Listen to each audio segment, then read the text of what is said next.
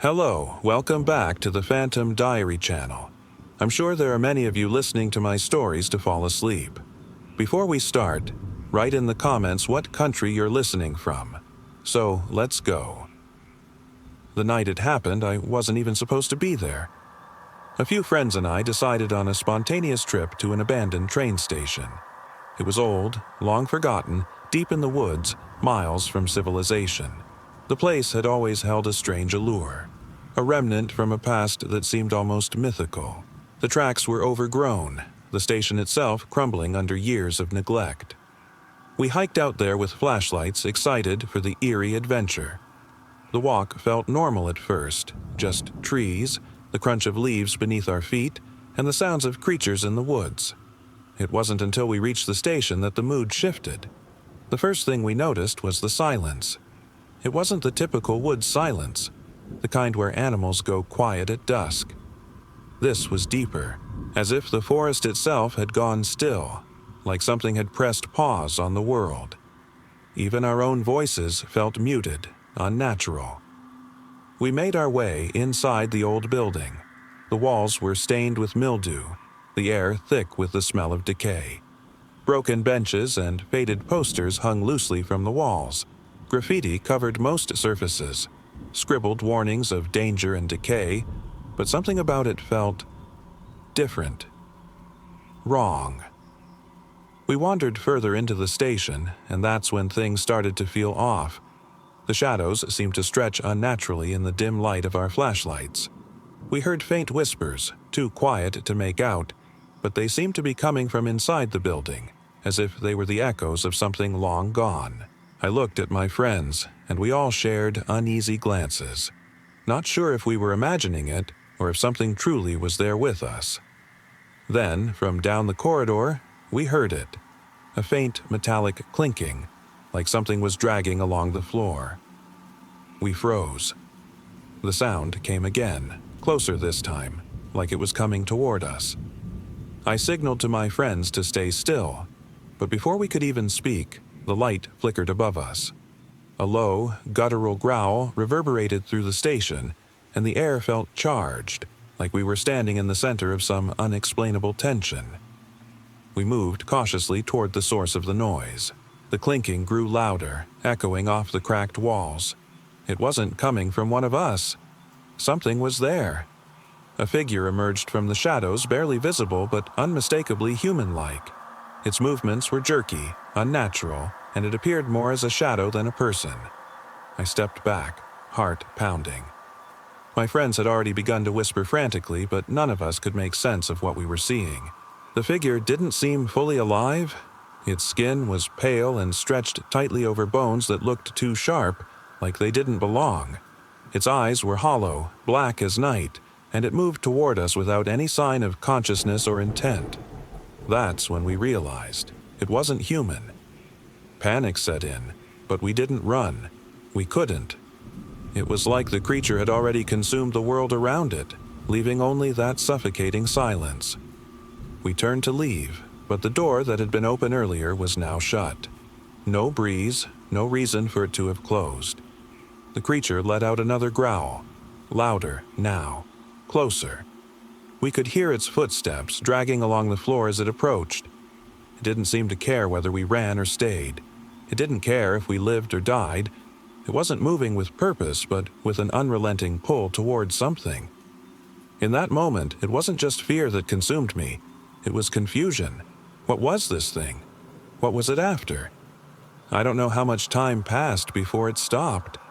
The growling faded, and the dragging noise was gone. We didn't move. We didn't speak. The shadows grew darker, almost as if they were swallowing the faint glow of our flashlights. When we finally gathered the courage to look again, the station was empty. The door had opened. We walked out into the night, our breaths heavy, and we didn't look back. I've never gone back to that train station. I don't know what we encountered that night, and I don't think I want to. But every time I'm alone, there's always that thought. Whatever it was, it's still out there. I'll never forget that day. It started out ordinary enough. my friends and I decided to take a spontaneous trip to the nearby lake. We weren't expecting anything out of the ordinary, just a few hours of peace, some fishing, and maybe a swim if we felt like it. Nothing seemed unusual as we packed up and drove down the winding dirt road leading to the lake. We'd been going to this spot for years. It was remote, surrounded by trees and hills, with no cell service and few visitors, the kind of place where you could truly get away from everything. When we arrived, the sun was high in the sky, and the lake shimmered under its light. We set up a small camp by the shore, blankets, coolers filled with drinks, and a fishing line tossed into the water. It was the kind of day where you lose track of time, relaxing in the warm sun. But as the afternoon wore on, the atmosphere began to shift. The first sign came when we noticed the birds went quiet. The chirping had gradually died down, but we didn't think much of it. It wasn't until we glanced up at the sky that something truly strange happened. The clouds seemed to darken, even though the sun was still shining brightly. It was as if the world had turned gray for a moment, without warning. I looked around, feeling a knot of discomfort form in my stomach. My friends were laughing, oblivious, but I couldn't shake the feeling that something was wrong. I wandered a bit away from the camp, standing at the edge of the water, staring out into the lake. That's when I saw it, a figure, standing at the far side of the lake. It wasn't moving, just standing there as though it were staring directly at me. I told myself it had to be a trick of the light or someone from a distant campsite. But no one ever came to this part of the lake. The figure was still too far away for me to make out any details, but the sensation of being watched deepened. I called out to my friends, trying to shake off the unease. They didn't hear me. Or if they did, they didn't seem concerned. I didn't want to ruin the day with my paranoia, so I pushed the feeling aside. It wasn't until later that evening, when we were sitting around the campfire, that things got worse. The air had grown colder, the sun long set, leaving us with only the dim glow of the fire. The quiet was now oppressive, a stillness that felt unnatural. It wasn't like the calm of nature, it was like something had swallowed the sounds of the night. No crickets, no rustling leaves, just silence. We talked, but the conversation felt forced, the laughter awkward. I kept glancing over my shoulder, feeling eyes on me. I couldn't explain it, but the feeling of being watched was unbearable. Every time I looked around, I saw nothing but trees and darkness. Then, from out of nowhere, we heard it. Soft, distorted whispers. They weren't coming from any direction. It was as if they surrounded us, echoing in the stillness. I strained to make out the words, but whatever was being said was too faint, too unnatural. I couldn't bring myself to ignore it anymore. "Did you guys hear that?" I asked, my voice shaky. They shook their heads, looking at me like I was imagining things. But then I saw it again, the figure, much closer now. It was standing at the edge of the trees, watching us. It was too dark to make out any features, only the faint silhouette, almost human, but not quite. The whispering intensified, as if the figure was breathing the sound into the air. Panic set in. I felt the cold rush through my veins, and my body trembled uncontrollably. I tried to call out again, but no words would come. The figure moved a step closer. It wasn't walking. It glided, as if pulled by some unseen force. The whispers stopped, replaced by an eerie silence. I felt my friends tugging at my arm, pulling me toward the campfire, but I couldn't take my eyes off the figure. It felt like whatever this thing was, it had me trapped. My friends didn't see it, didn't hear the whispers. They told me to snap out of it, convinced I was just spooked by the isolation. But then something happened that I'll never forget. The figure, which had been standing still for what felt like forever, suddenly turned and disappeared into the trees. One moment it was there, and the next, gone, like it had never existed.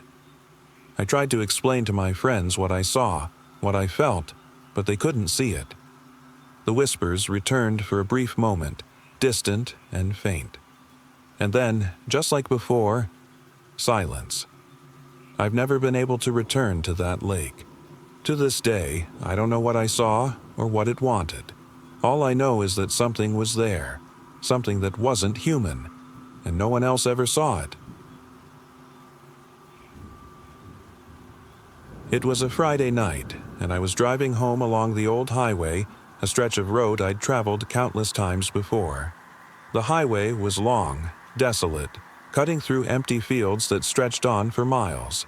There were no streetlights, no signs of life, just me and the endless blackness. As I drove, I noticed something strange. About halfway home, I passed a figure walking along the side of the road. At first, I didn't think much of it. Maybe it was someone stranded, maybe they lived nearby. But as I glanced in my rearview mirror, I realized they were still there, walking in the same direction. I didn't see their face, only the silhouette of someone in a dark coat. The road stretched endlessly ahead, and they walked as though they didn't notice my car at all. My instinct told me to stop, to ask if they needed help, but something about their movements didn't sit right. They weren't stumbling or waving for help. They just kept walking, their figure blending into the darkness like they belonged there. I kept driving, the unease growing in my gut. I checked the rearview mirror again. The figure was still there, now further back, just as distant and unchanging as before. By the time I reached the next bend, the figure was gone. I let out a breath I didn't realize I was holding, relieved. Maybe they'd turned off the road, or found whatever they were looking for. But as I approached the next stretch of road, I saw something that made my blood run cold. The figure was standing there, just a few feet from where I had last seen them. This time, they were facing the road. Their head was tilted, watching me as I drove closer. I slammed on the brakes, heart racing. There was something about the way they moved, so slow, so deliberate, that sent a chill through me. I could feel their gaze locked onto my car. I tried to reason with myself, to convince myself they were just lost, maybe trying to get to a destination. But that thought didn't comfort me. There was something deeply unnatural about how still they stood, how they didn't react to the passing cars or the distant sound of my horn. As I approached, I noticed the figure wasn't looking at me anymore. They were looking past me, off into the horizon as though something far beyond the road had their attention. I hesitated, watching in horror as they began to move again, this time walking toward the trees at the edge of the field. I didn't stop to watch. I sped away, my hands trembling on the steering wheel. My mind raced as I tried to make sense of what I had just seen. Who was that? Why were they walking down the highway like that, so out of place? When I finally made it home, the house felt too quiet. I sat there, trying to convince myself it was just some strange coincidence. Maybe they were a hitchhiker who wandered off into the woods. But deep down, I knew something wasn't right. The figure wasn't normal. They had felt off, wrong, in ways I couldn't explain. Later that night, I couldn't sleep. Every creak of the house made me jump, and every time I looked out the window, I half expected to see them again, standing in the darkness, watching. I've never driven that stretch of road again. It was a quiet, ordinary Friday night. I worked at a small local museum, one of those places with dim lighting and long hallways filled with ancient artifacts. The building had a certain charm to it, but by night it felt hollow, lifeless, like the stories of the past were fading into silence. My shift was from midnight to 8 a.m., and most nights were uneventful, just me and the quiet hum of security cameras. That night, everything was routine as usual. I walked through the galleries, checking the displays, making sure everything was locked up tight. The only sounds were the creak of my footsteps and the faint echo of the security system beeping softly. Around 2 a.m., I was in the main hall near the old exhibit on ancient civilizations. The air felt heavy, like it had been pulled from somewhere deep beneath the earth. The lights flickered once, briefly, and then returned to their usual dull glow.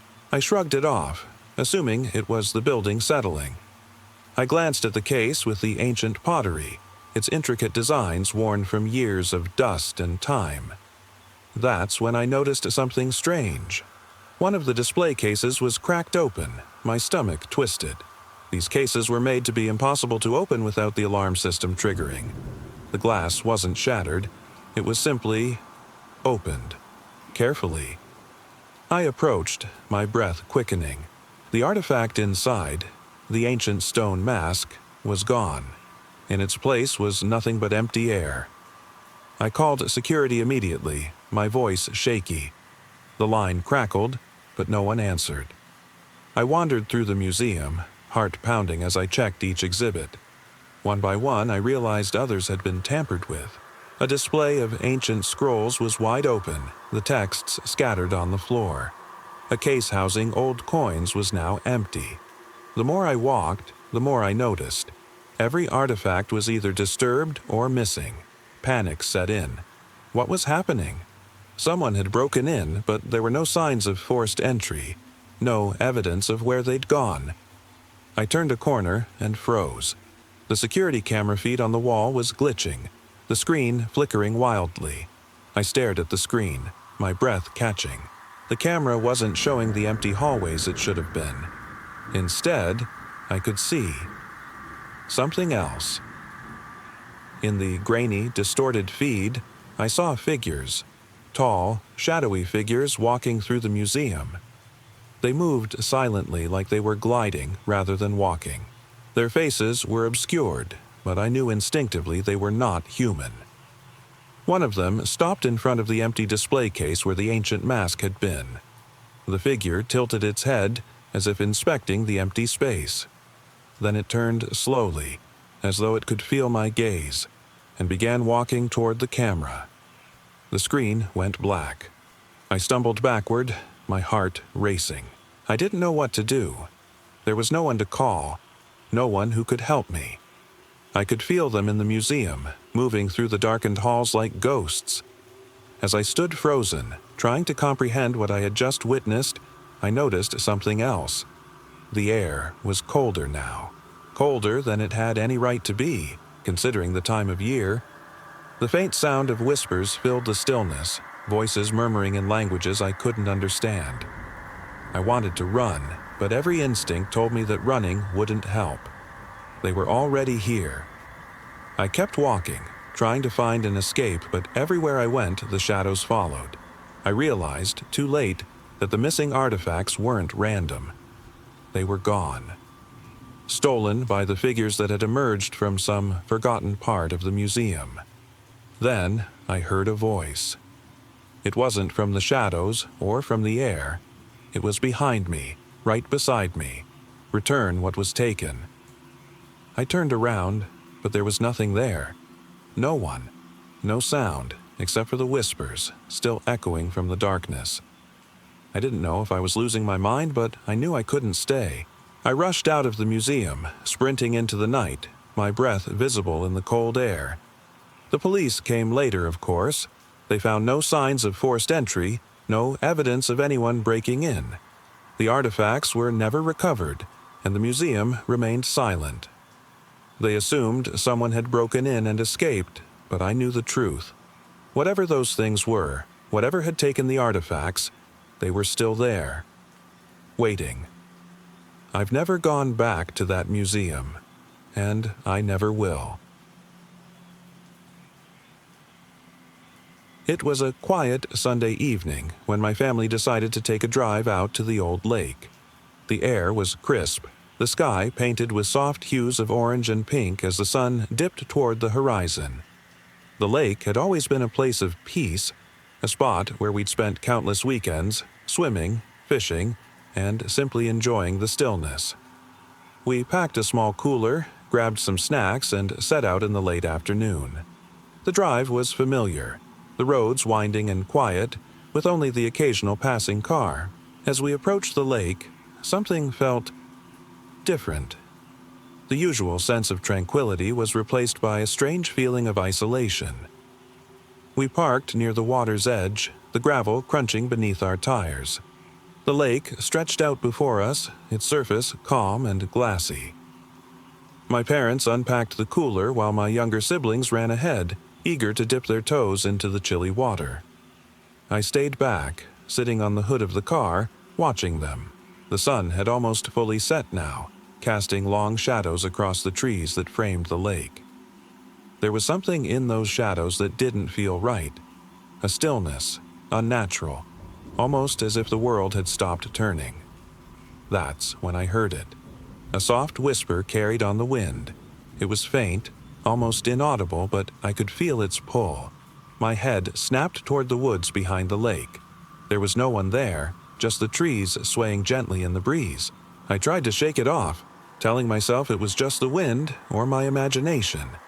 But the longer I sat there, the more the feeling of being watched intensified. My parents were still chatting by the car, unaware of the unease that had settled over me. I got up and walked toward the water's edge, my heart pounding in my chest. The whispers were clearer now, though they seemed to come from nowhere. I kept turning in circles, looking around, but there was no one. "Hey!" I called out, my voice trembling. "Is someone there?" Silence. But then I noticed something strange. Footprints leading down toward the water. They weren't ours. They were small, almost childlike, but the stride was too long, too deliberate.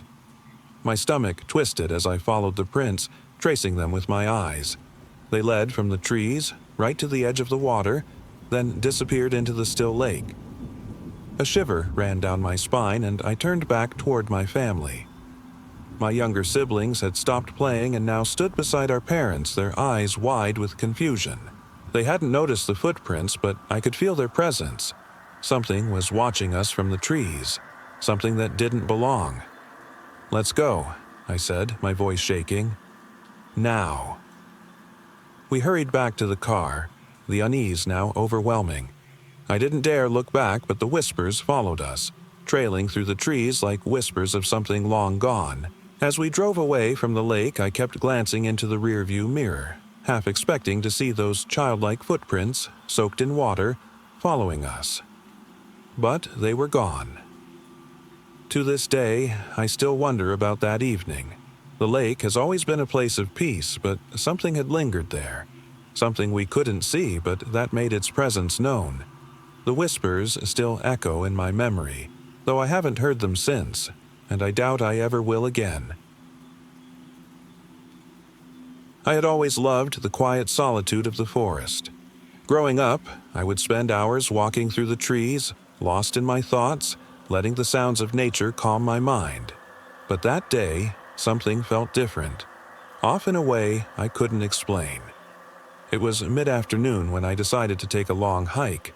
The weather was perfect, warm, sunny, with only a gentle breeze rustling the leaves.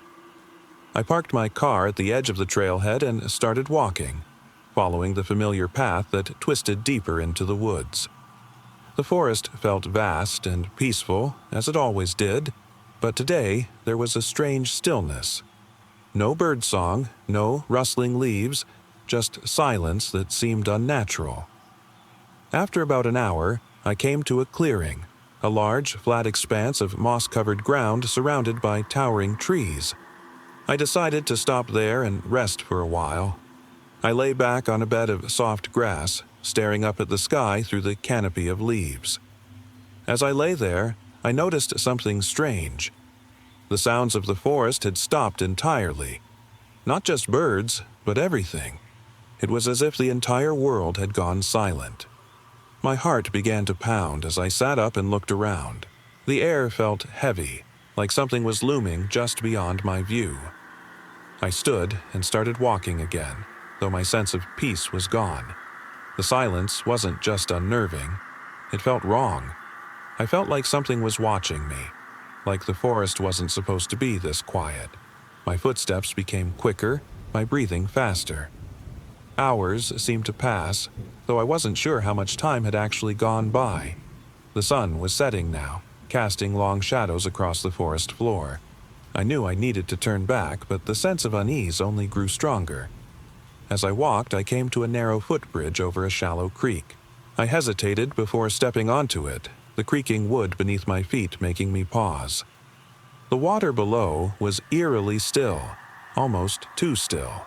I looked down into the water, but there was nothing there. No fish, no movement at all. The reflection staring back at me wasn't quite right either, distorted as if the water itself was not quite real.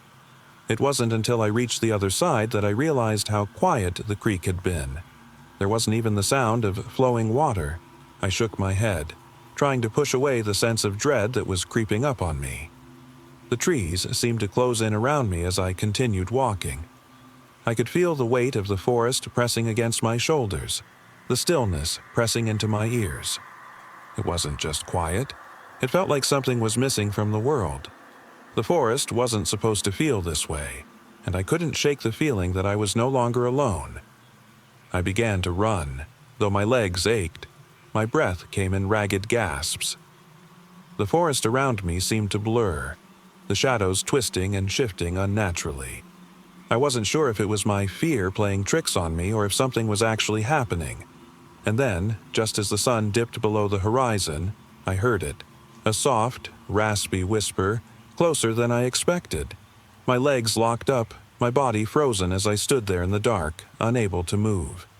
The whisper repeated itself, louder now, closer, like someone or something was right behind me.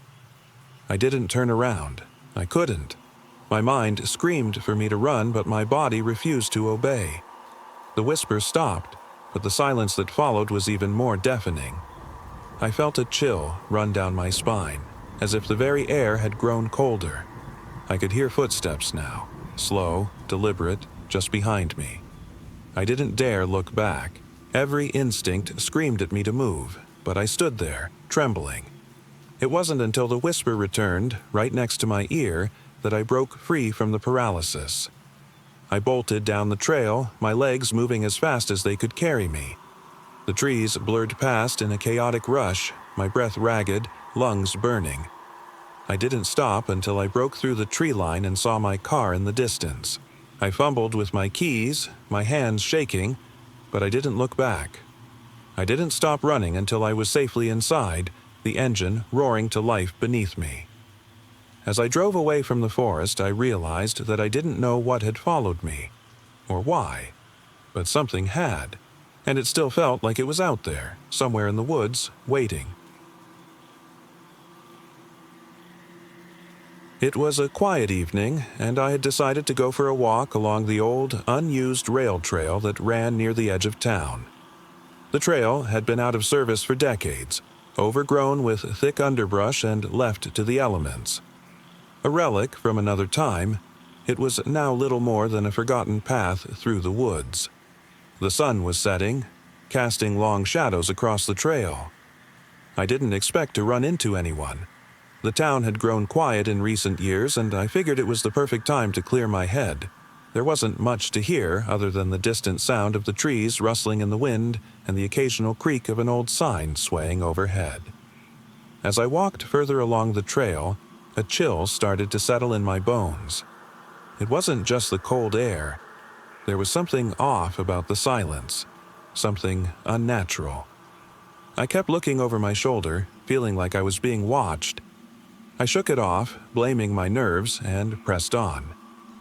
About halfway down the trail, I came across an old wooden bench. It was weathered and half-rotted, covered in moss and dirt. I decided to sit for a moment, pulling my jacket tighter around me. The woods around me seemed darker now, the shadows deeper, the wind sharper. I glanced up at the fading light of the horizon, the last hint of twilight vanishing into the thick trees. That's when I heard it, a faint, barely audible whisper carried on the wind. I strained to hear, but there was nothing, just the silence again. Maybe my imagination, I thought. But then, a second whisper, closer this time, like it was coming from the trees behind me. My breath hitched and I froze, every hair on my body standing on end. I turned slowly, my pulse quickening. The woods were still. The trees loomed over the trail like silent sentinels, their branches creaking and swaying. I told myself to calm down, that it was probably just an animal. But deep down, I knew better. There was no animal making those whispers. It was like something, or someone, was trying to call out to me. I tried to walk away from the bench, but the whispers followed. They were louder now, as if they were closing in on me, their words indistinct but somehow menacing. I glanced behind, but there was nothing. Only the trees, silent and watchful. The trail curved ahead, disappearing into the shadows. I kept moving, but the whispers didn't stop. They seemed to come from all directions now, surrounding me like a dark fog. My mind raced, trying to make sense of what I was hearing. Was I losing my mind? Or was something out there? Something beyond explanation. Suddenly, I tripped over something in the grass, falling hard onto the dirt path. My hands scraped against the ground as I caught myself. Looking down, I saw it. A small, broken mirror lying face up, shards of glass reflecting nothing but my terrified expression. The whispers turned to a low, guttural whisper, almost like a chant. It wasn't in any language I recognized, but I could feel it resonating in my bones. I scrambled to my feet, my heart thudding wildly in my chest. That's when I saw them.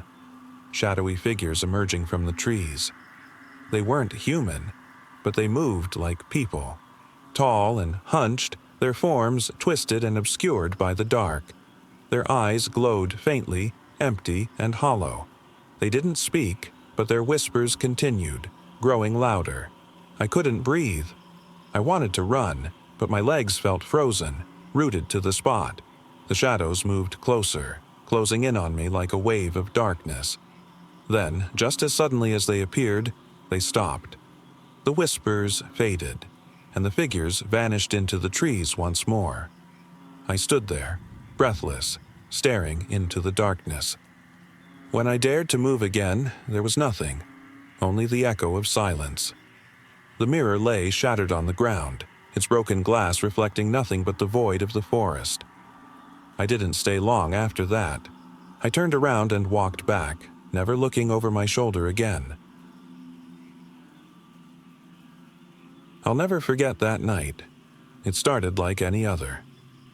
My friends and I decided to take a late-night trip to the old observatory on the outskirts of town. It wasn't something we normally did, but curiosity got the better of us. The observatory was an eerie place, abandoned for years, surrounded by forests that seemed to go on forever. When we arrived, everything felt different from the start.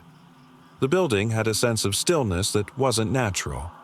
It wasn't like the quiet of the woods, it was more oppressive, more unnatural. The air felt heavy, as if something was watching, waiting. We approached the gate that led to the entrance, its iron bars creaking as we pushed through. The windows were shattered, the roof caved in on one side. The place looked ancient, like it had been forgotten for decades. We ventured inside, flashlights flickering as we made our way through the dust-covered rooms. The once magnificent observatory was now a hollow shell, debris strewn across the floor and old telescopes covered in cobwebs. The silence felt deafening, the kind that makes your skin crawl, like the forest had swallowed everything whole. As we made our way deeper, I noticed something strange. There was no sound at all, not even from the forest beyond. No rustling leaves, no distant animal calls, nothing.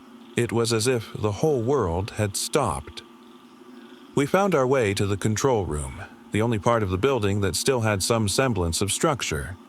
The faded, old star maps hung from the walls, their bright colors now faded and cracked.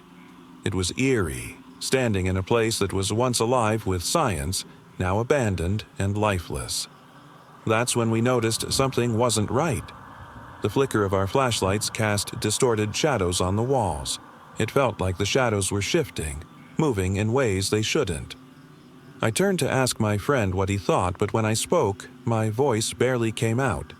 It was as if the very air had swallowed it. Something felt off. My heartbeat thudded in my ears as I scanned the room. And that's when I saw it. Just for a fleeting moment, a figure in the corner. It was tall and thin, with hollow eyes that seemed to absorb the light. It didn't move, but I could feel it watching, waiting. I blinked, thinking I was imagining things, But when I looked again, it was gone. We kept exploring, trying to shake the feeling of unease. My friend checked the broken telescope, pointing the lens toward the sky. "It's jammed," he said, fumbling with the controls. Then he gasped. The sky through the lens wasn't what it should have been. The stars, usually so distant and infinite, were distorted, twisted, flickering as if they weren't really there. A strange hum began to fill the room, subtle at first, but growing louder. "What's happening?" my friend whispered. I didn't know what to say. The hum grew into a low, almost mechanical vibration, and the air seemed to thicken, pressing down on us harder. It was like the world was bending, as though we were seeing something we weren't supposed to. That's when I noticed it again. That figure, tall, pale, and unnervingly still, was back, standing just at the edge of the room. This time, its face was visible. It wasn't human. Its eyes weren't empty, but filled with something ancient, something malevolent. It didn't move, but I could feel its presence, as if it had always been there. The hum grew louder, almost deafening now. I could feel my ears popping, the vibrations reverberating through my chest. I turned to my friends, but they were gone, vanished without a trace. I was alone. Panic surged through me as I realized I couldn't move, couldn't speak. The figure was closer now, standing right in front of me, its eyes boring into mine. And then, just as quickly as everything had started, the hum stopped. The world went silent again. I blinked, shaking, and found myself back in the control room. My friends were there, looking at me, their faces pale. They were talking, asking if I was okay, but I couldn't hear a word. It was as if the silence had returned with a vengeance. We left the observatory in silence, no one speaking of what we had seen. I glanced back at the building one last time, the distant trees now swaying, as if something unseen was moving just beyond the edge of the woods. I'll never forget those hollow eyes, the hum, and the silence. Whatever it was, it's still out there, waiting. It was a quiet evening, and I was driving down a deserted highway, the kind where the road stretches endlessly with nothing but fields and trees on either side. I had been driving for hours, heading home after a long trip, and the dim glow of my headlights was the only source of light in the endless blackness around me. The air was thick with the scent of rain, though no storms had come. The tires hummed on the road, and the only sound was the rhythmic click of the wipers clearing the occasional drops from my windshield. I hadn't seen another car in hours, not since leaving the last town, and I felt that familiar sense of isolation creeping in. As I turned a bend, the first thing I noticed was the old wooden sign. It was weathered and barely legible, but I could make out the faint outline of the words, Eagle Point, 5 miles. I didn't remember seeing a town named Eagle Point on any map, but the sign wasn't particularly unusual, just another small forgotten place along this endless stretch of road. I was tempted to speed up, eager to get home, but something about that sign pulled me in. Curiosity, maybe, or the strange sense of solitude that had settled over the drive. I took a slow turn down the narrow, winding road that led toward Eagle Point. As I approached, the first thing I noticed was how dark everything had become. The streetlights in this part of the country were practically non-existent. The only light came from the faint glow of my headlights cutting through the night. Eagle Point wasn't much of a town. A few houses stood in various states of disrepair, the yards overgrown and dotted with wildflowers and weeds. There was no one outside, no cars, no movement, just a stillness that seemed to stretch forever. I drove slowly through the quiet streets, my senses on edge. That's when I saw the church. It wasn't like the other buildings. It was old, its steeple towering above the others, casting long, dark shadows across the ground. There was something unsettling about it, the way the windows reflected the light like hollow, staring eyes. I slowed down and parked across the street, unsure of why I felt so drawn to it. I stepped out of my car and walked toward the church. The ground was soft beneath my feet, the sound of crunching gravel echoing in the stillness. The door creaked open slightly as I pushed it, revealing the dim interior.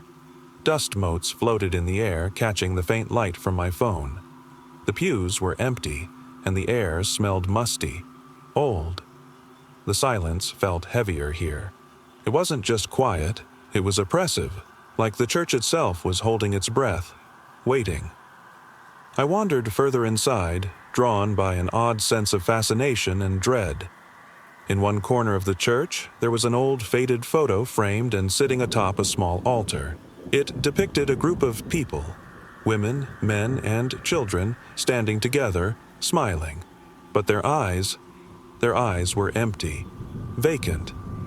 As I stared at the photo, I felt my skin crawl. The stillness grew deeper, more suffocating. Then, from the back of the church, I heard it. A faint whisper, too soft to understand, but unmistakable. My breath caught in my throat and I turned slowly, heart pounding. There was nothing there, just shadows in the corners, stretching and shifting. I backed away from the altar toward the door. That's when I noticed something strange. The photo was gone. In its place was another photo, newly placed on the altar. This one showed me, alone, standing by my car with an empty, hollow stare. Panic gripped me as I snatched the photo and backed toward the door. The whispering had grown louder now, echoing through the church like 1,000 voices speaking at once. I couldn't make out what they were saying, but the tone was haunting.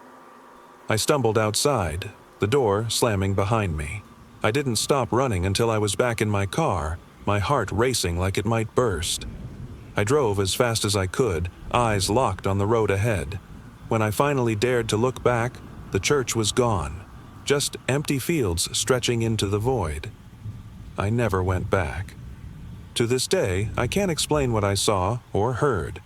All I know is that some places aren't meant to be revisited. Some places leave you changed, and some places never really leave at all. My friends and I decided on a whim to take the long trail that stretched along the edge of the cliffs, far from any roads, towns, or lights. We wanted nothing but peace, a chance to get away from everything. We parked at the base of the trail, unloaded our backpacks, and began the slow ascent. The air was clear, and the sound of crickets filled the silence. It was peaceful.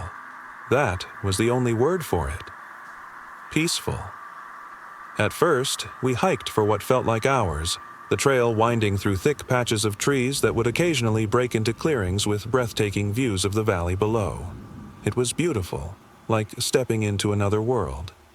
At some point, we decided to stop for a break near the edge of the cliffs. The drop below wasn't something to mess with, but we sat there, taking in the view, enjoying the stillness. That's when things started to feel off. We noticed a faint noise, like someone dragging something heavy. It wasn't loud, but it was persistent. At first, we figured it was just the wind shifting rocks or something. No big deal. But then, the sound grew closer. I got up, walking a few steps toward the edge of the trail and strained my ears, trying to pinpoint it. That's when I saw it. At first, I thought it was my imagination, but then I blinked, and there it was again. A figure. At the edge of the cliff, maybe 50 feet below us, just standing there.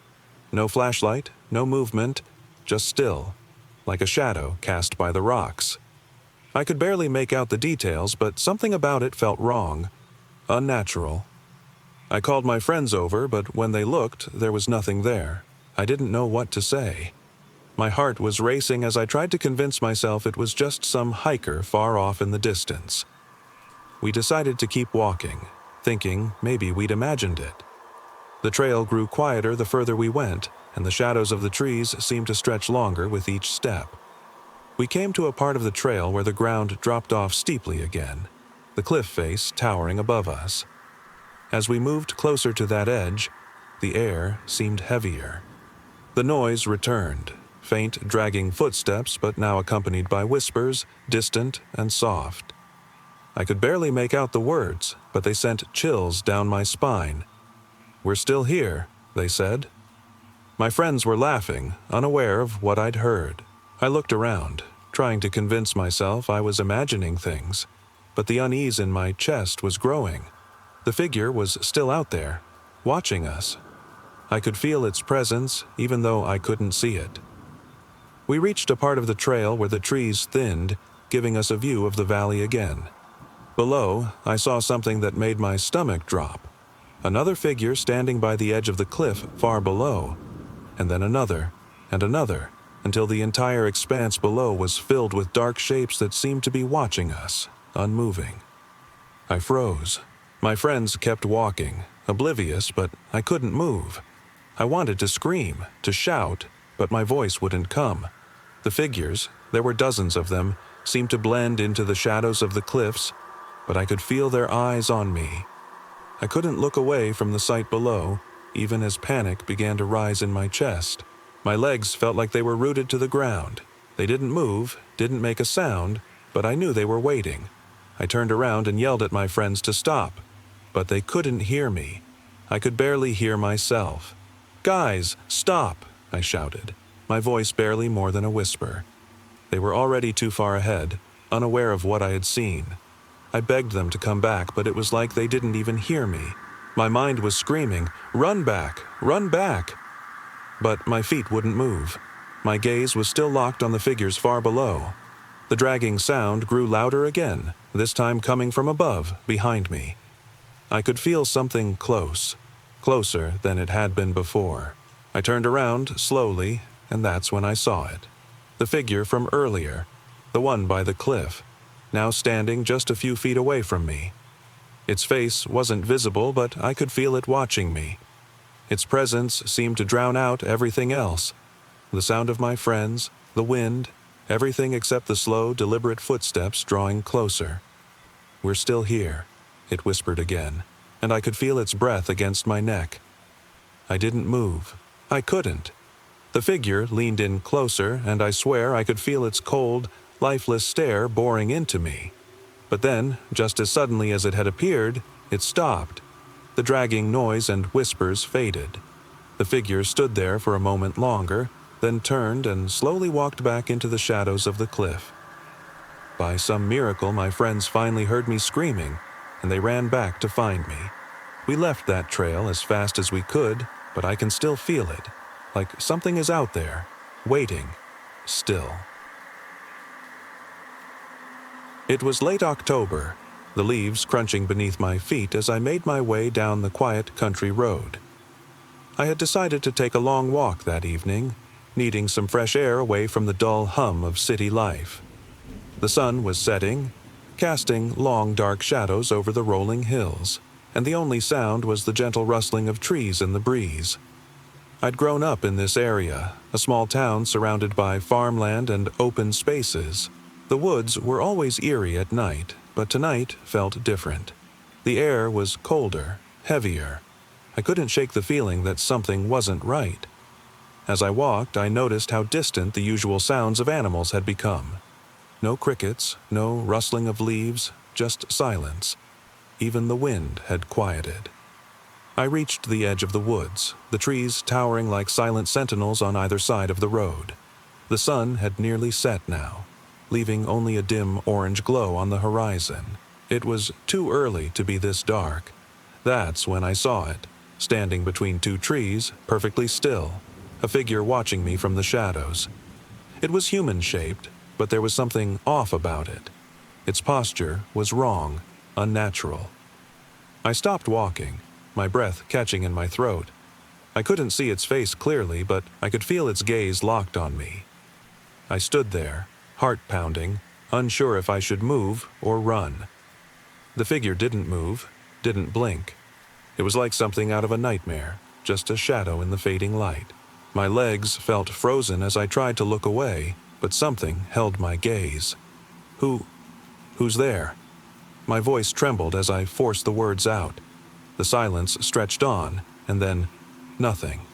No response, no sound of breathing, no movement.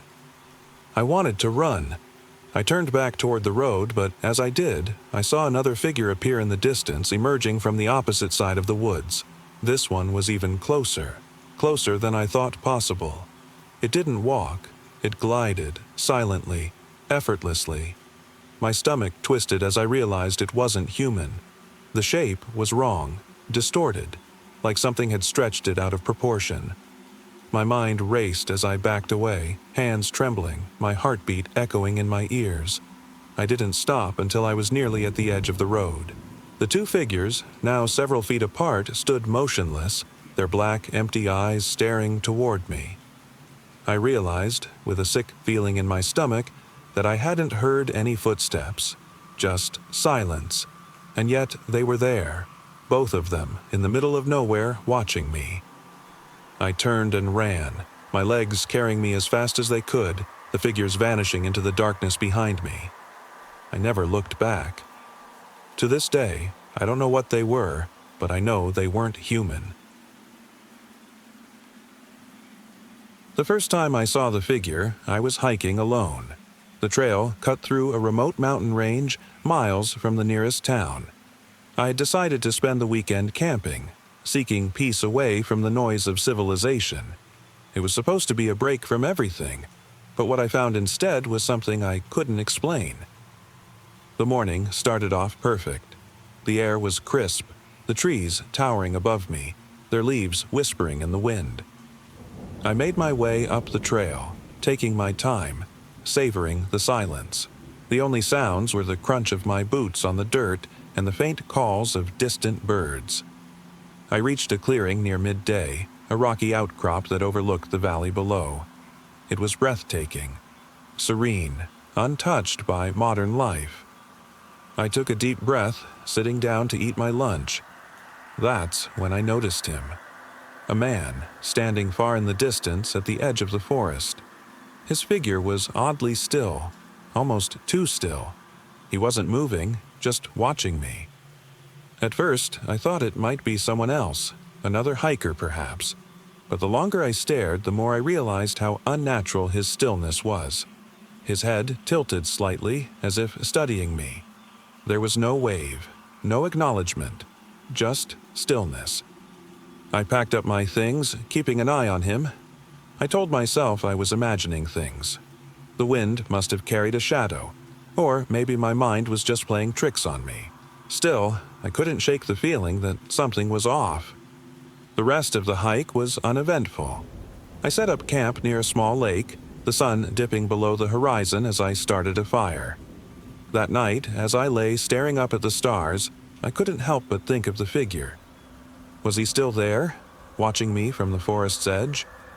I wanted to dismiss the thought, but the longer I sat in silence, the more real it felt. In the middle of the night, I woke to the sound of something outside my tent, a soft rustling. My heart jumped, and I held my breath, straining to listen. There was no wind now, no rustling of leaves, just stillness. But the noise continued. Slow, deliberate footsteps, like someone walking toward my tent. Panic surged through me. I grabbed my flashlight, pointing it toward the entrance. "Who's there?" I whispered, my voice trembling. Silence. I slowly unzipped the tent, heart pounding in my chest. The campsite was still, empty. But the feeling of being watched was overwhelming. I had no idea what I expected to find, but the sense of someone, or something, out there lingered in my mind. In the morning light, I checked the area thoroughly, but there was no sign of anyone. No footprints, no tracks, nothing to suggest I wasn't alone. I felt the weight of unease settling deep into my bones, but I packed up and continued my hike, telling myself the encounter was nothing more than paranoia. It wasn't until I returned home that I realized something was missing from my pack, one of my water bottles. I searched through my gear, retracing my steps in my mind. The bottle had been full that morning, yet now it was gone. I don't know how it vanished. I know I would have noticed if I'd lost it along the trail. The bottle was one of my last few. Water wasn't plentiful out there, and yet it was gone. I've never returned to those mountains. The memory of that figure, still and silent, watching from the trees, stays with me. I can still feel his eyes on me, even now, long after I've left the wilderness behind. It started as an ordinary Sunday drive through the countryside. I'd packed a few snacks, some music, and planned to spend the day exploring the old back roads, places I hadn't visited in years. The sun was shining, casting long shadows across the fields as I drove along, lost in the quiet hum of the engine and the occasional chirping of birds.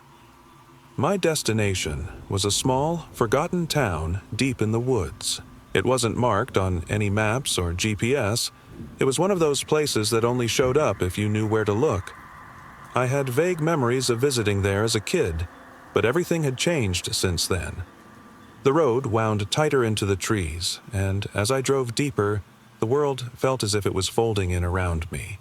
I was eager for the quiet, for a break from the city, but the stillness of the woods began to feel oppressive, almost too quiet.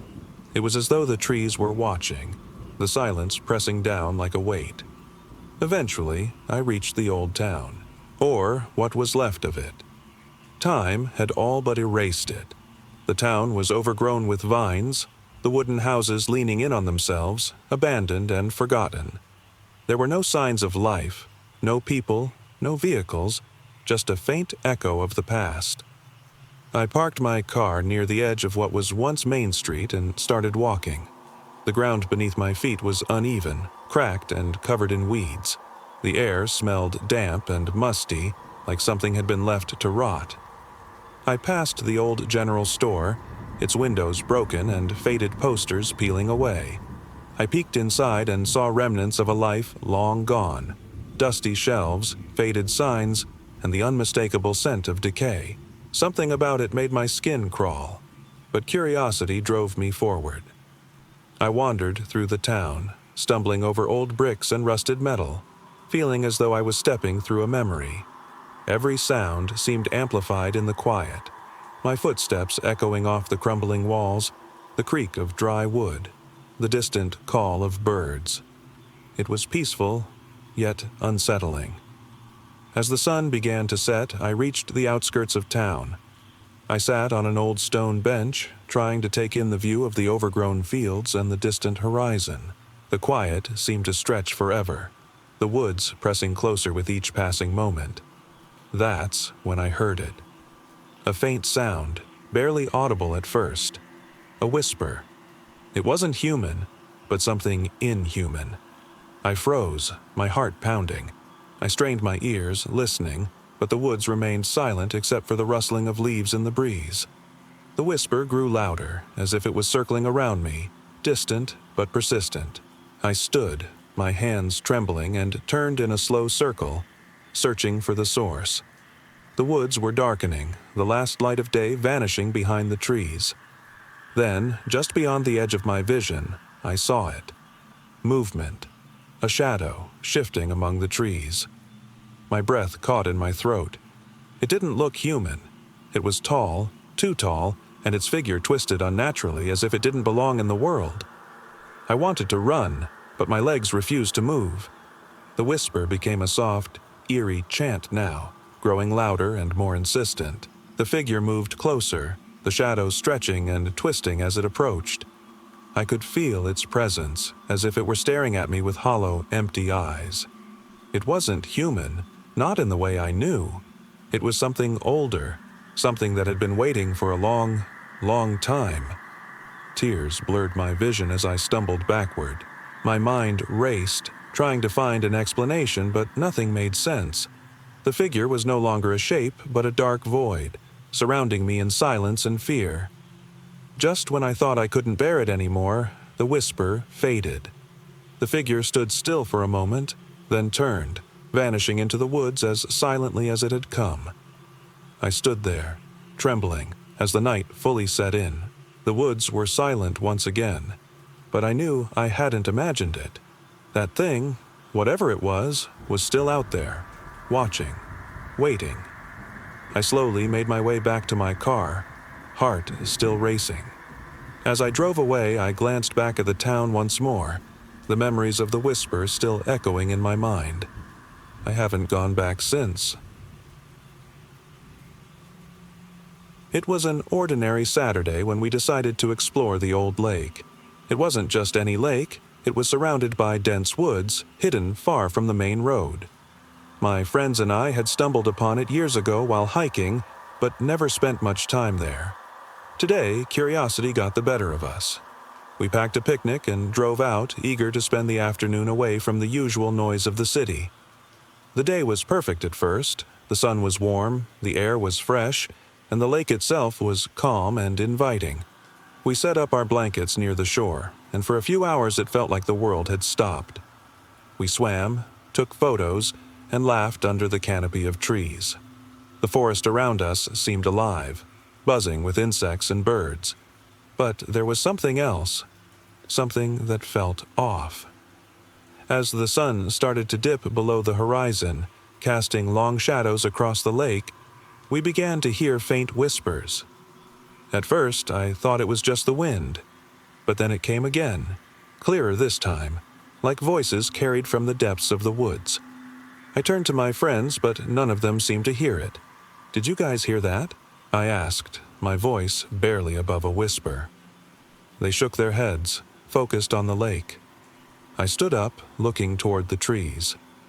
The whispers grew louder, more distinct, and now I was certain I wasn't imagining it. They weren't words, just faint, distorted murmurs, like something from a dream, calling out from the forest. "We should go back," I said, my heart starting to race. The feeling of unease was creeping in, swallowing any sense of peace we had earlier. "No way," one of my friends laughed. "We've got another hour of daylight, we're fine." I hesitated, wanting to stay but feeling that nagging, primal instinct to get out. Still, we stayed a little longer, hoping the sounds would fade. But they didn't.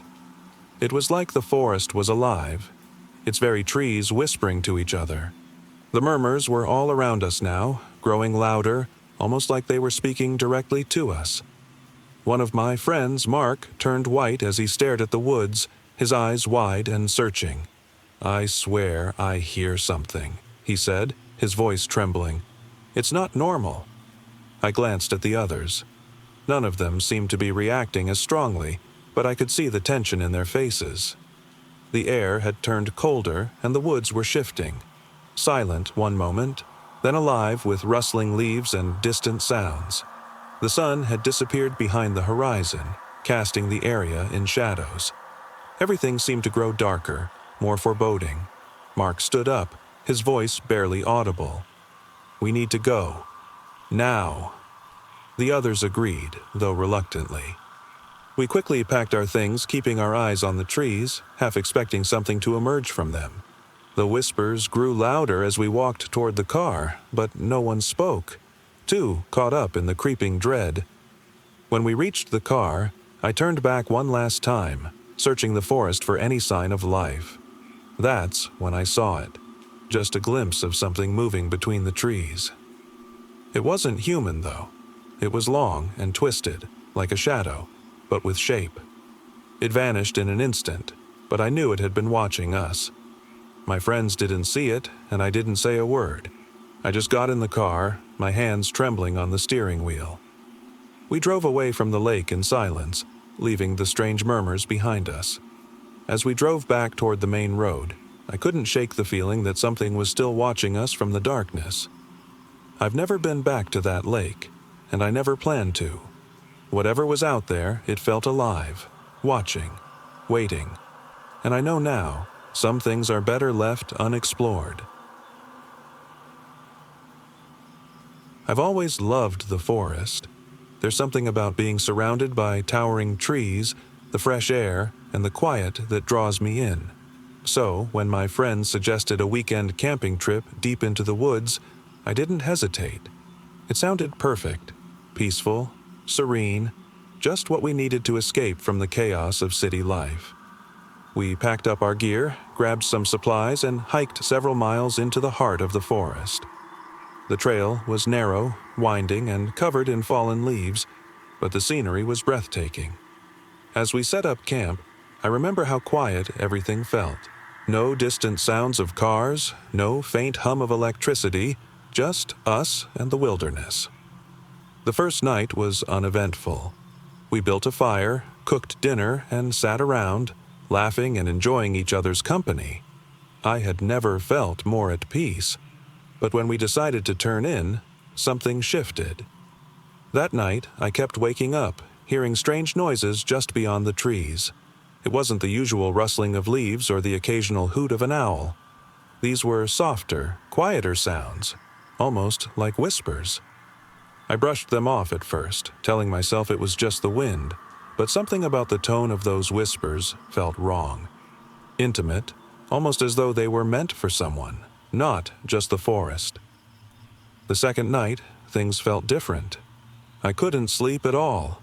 The forest had gone silent. Not the kind of silence you're used to when you're out in nature, but an unnatural, almost oppressive quiet. There wasn't a single sound from any creature. No crickets, no wind, not even the rustle of leaves. It was as if the forest had been drained of all life. At one point, I decided to step out of the tent and check the surroundings. The air was thick, almost suffocating. I shone my flashlight into the woods, expecting to see some critters or movement, but there was nothing. Just darkness. I called out to my friends, but my voice felt swallowed by the stillness. Then I saw it. Something standing far off, just at the edge of the trees. It wasn't a person, at least not a normal one. The figure was tall, unnaturally so, and it didn't move like a human. Its silhouette was dark, almost blending into the night, but the more I stared, the more I felt like its presence was wrong. The air seemed to pulse around it, and I swear I could feel its eyes on me, though I couldn't see them. I froze, my breath hitching. Whatever that thing was, it wasn't natural. It didn't seem curious, it didn't feel human, it felt watchful in a way that made my skin crawl. I backed away, slowly retreating into the tent, my heart racing. I couldn't sleep the rest of the night. Every sound, every rustle of leaves made me flinch, but nothing else came. The next morning, my friends were awake, laughing, acting like nothing had happened. They didn't hear the whispers, didn't see the figure in the woods. When I told them, they just shrugged it off, calling me paranoid. I didn't press the issue. We packed up our gear, leaving the quiet forest behind us, still unsure of what we'd encountered. It wasn't until we were back in town that I realized something truly terrifying. I checked my phone. No service, as expected. But when I scrolled through my pictures from the trip, I froze at what I found. In the photos from the night before, something appeared. A faint, shadowy figure standing among the trees, barely visible but unmistakably there. It wasn't just a trick of the light or my imagination. It was real. And somehow, whatever it was, it had been watching us. I don't know what it wanted, and I never want to go back to that place. Some things are better left unseen. I wasn't the kind of person who believed in ghosts or the supernatural. I've always been a logical thinker, someone who dismissed old tales and rumors as nothing more than silly distractions. That changed one night on a solitary trip to the old family lake house. It wasn't anything fancy, just a small cabin tucked deep in the woods by a quiet, remote lake. My family used to go there when I was a kid, but we hadn't been back in years. After hearing it was in rough shape, I decided to check it out one weekend, just to make sure everything was still standing. The drive took longer than I remembered, the road winding through dense forest that swallowed any light from the moon. The lake house itself was hidden from view until you were nearly upon it. It stood there, dark and silent, its windows covered in grime and cobwebs. I grabbed my flashlight and headed inside. The interior was in worse condition than I expected. Dust and mold covered everything. Cobwebs hung like torn curtains, and the wooden floorboards creaked under every step. I opened the windows to let in some fresh air, though I wasn't sure if that was going to help with the oppressive silence. That evening, after checking for any signs of wildlife, I decided to explore the surrounding area. The lake itself was calm, reflecting the trees in a perfect mirror, but the air had a strange stillness to it, as if something had been watching and waiting for me to arrive. As night fell, I made a fire outside, sitting by the lake to enjoy the peace. The crackling flames didn't do much to comfort me, though. The woods around me seemed to hold their breath, the shadows growing deeper and more menacing as the minutes passed. It was around midnight when I first heard it, a faint whispering, barely audible but persistent, carried on the wind. I froze, listening, my skin crawling. The whispers didn't come from any particular direction but seemed to be all around me. I stood, heart racing, and scanned the trees, but I saw nothing. The silence returned. But the unease wouldn't go away. I convinced myself it was just the wind, some sound that had traveled from miles away and got distorted in the stillness. I went back inside and locked the door behind me, the sound of my own breath echoing in the empty cabin. I slept fitfully that night, plagued by strange dreams. I kept waking up, feeling like something, or someone, was watching me from the shadows. Each time I opened my eyes, the room seemed darker than before. The next morning, I decided to take a walk around the lake. The sun was bright, the forest alive with birdsong, but something still felt off. As I walked, I found old, faded footprints in the dirt. My heart skipped a beat when I realized they weren't mine. They looked much older, but perfectly preserved in the soft ground. I kept walking, pushing away the growing sense of dread. That's when I saw them. Footprints leading from the cabin, circling around the lake. But not just a few.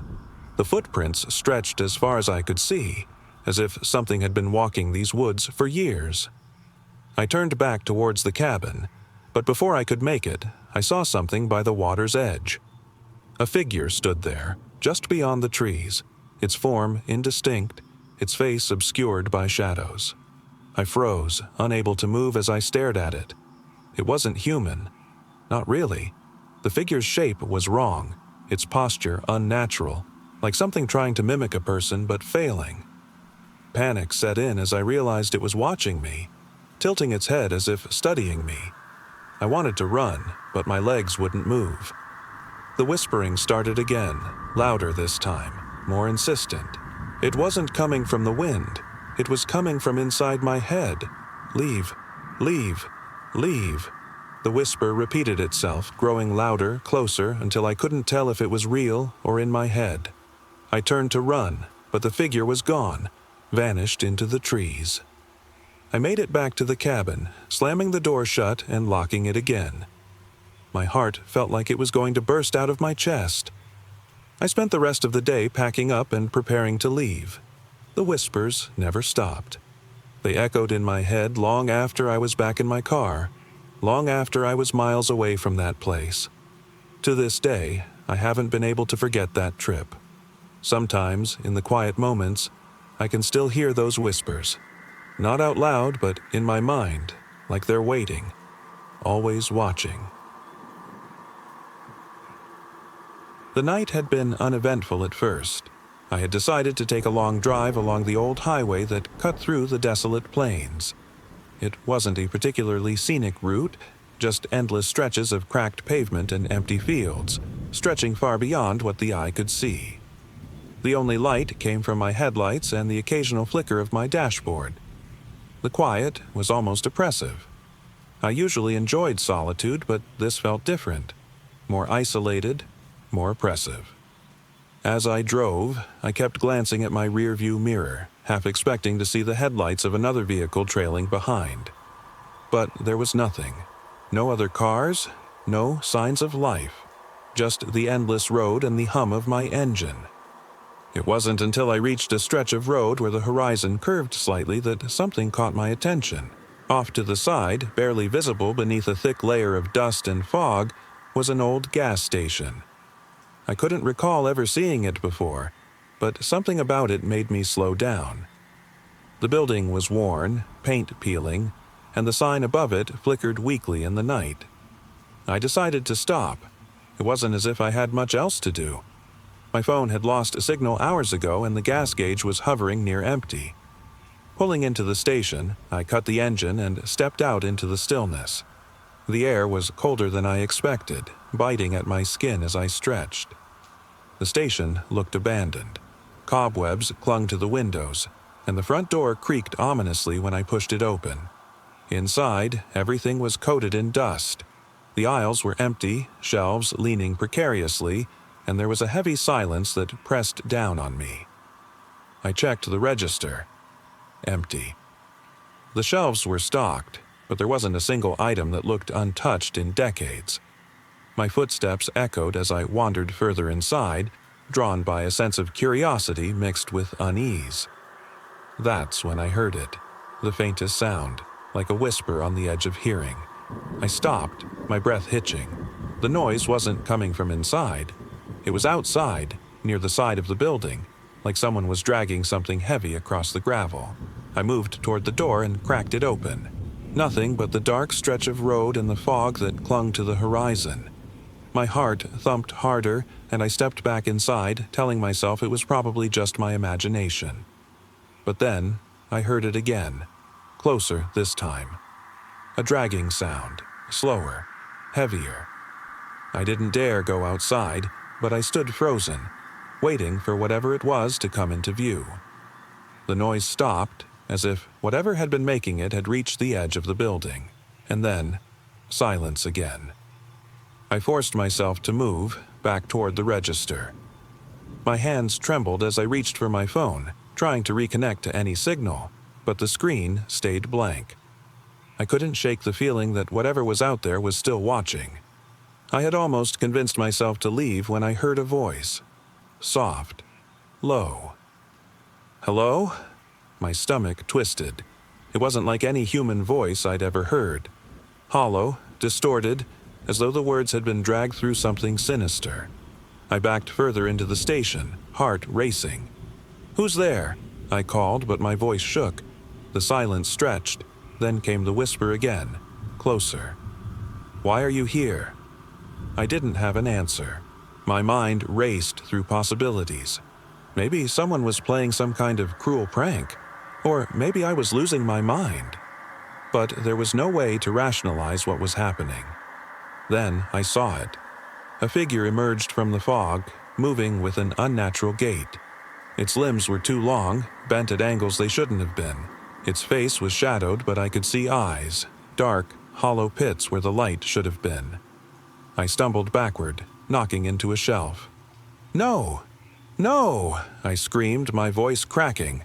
The thing didn't respond. It continued to move toward me, silent but relentless. Desperation set in. I didn't think, I just ran, back toward the door, my breath coming in ragged gasps. I shoved the door open, not even bothering to check behind me. The fog outside was thicker now, swallowing the road, the station, everything. I sprinted, not caring where I was going, only knowing I couldn't stay there. My legs burned, but I didn't stop, didn't look back, not until I found my car and jumped inside. When I glanced in the rear-view mirror, there was nothing there, just the road, stretching on endlessly. But I knew whatever had followed me, whatever had been waiting in the shadows of that gas station, wasn't gone. It was still out there, and it wouldn't stop. I had always loved taking long drives. There was something peaceful about winding roads and open landscapes, a way to clear my head and escape from the chaos of everyday life. One evening, after a particularly long and stressful week, I decided to take a spontaneous trip out into the countryside. The sun was setting as I pulled onto a narrow, winding road surrounded by forests on either side. The world felt silent, distant, almost untouched by time. I had no destination in mind, just the freedom of the open road. As I drove deeper into the forest, the trees seemed to close in around me. The shadows grew darker, stretching long and menacing across the pavement. It was almost as if the forest itself was watching. I had the strange feeling that I was being pulled further into some unseen force. I passed a few old, crumbling signs for landmarks that no longer existed. The further I went, the less familiar everything became. The road twisted and turned, the forest thickening around me, swallowing any sense of direction or familiarity. That's when I saw her. At least, I think it was her. A figure standing motionless by the side of the road. She was wearing a long, flowing white dress, her dark hair hanging over her shoulders. Her eyes were hollow, empty, as she stared straight ahead, not moving. I slowed down as I approached, unable to look away. My heart pounded as I passed by her, but something felt off. I glanced back in my rear-view mirror. She wasn't there anymore. The road stretched endlessly ahead of me, empty and desolate. I shook my head, trying to brush off the lingering feeling of unease. Maybe I was imagining things, but something about that figure felt wrong. As I continued driving, I came to a sudden realization. I had no idea where I was. The road had changed. It wasn't just winding anymore. It felt like I was on a loop, repeating the same stretch of forest over and over. My panic grew as I pressed harder on the accelerator, hoping to break free from this endless cycle of trees. Then I noticed something strange. Lights. Not from my car, but from deep within the forest. Flickering, distant, like someone was trying to signal to me. I couldn't stop myself. I followed the faint glow deeper into the woods. The light grew brighter, and soon I could see a figure moving towards me. It wasn't the woman from before.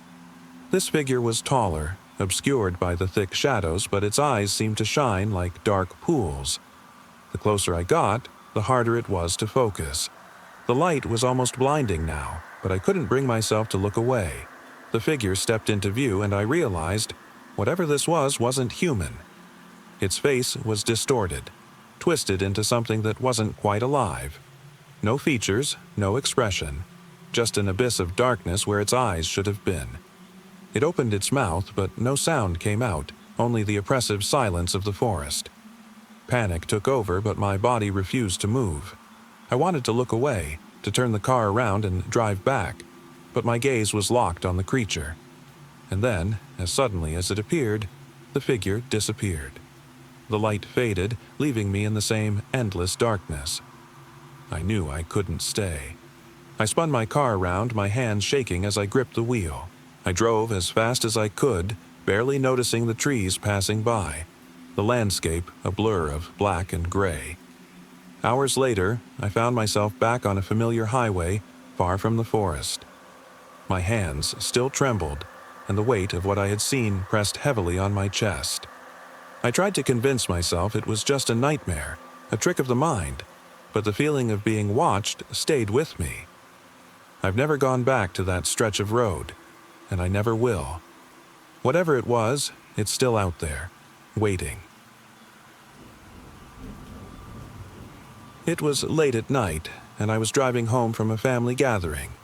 The roads were mostly empty, the only sound being the occasional hum of my tires on the asphalt. I wasn't particularly familiar with this route.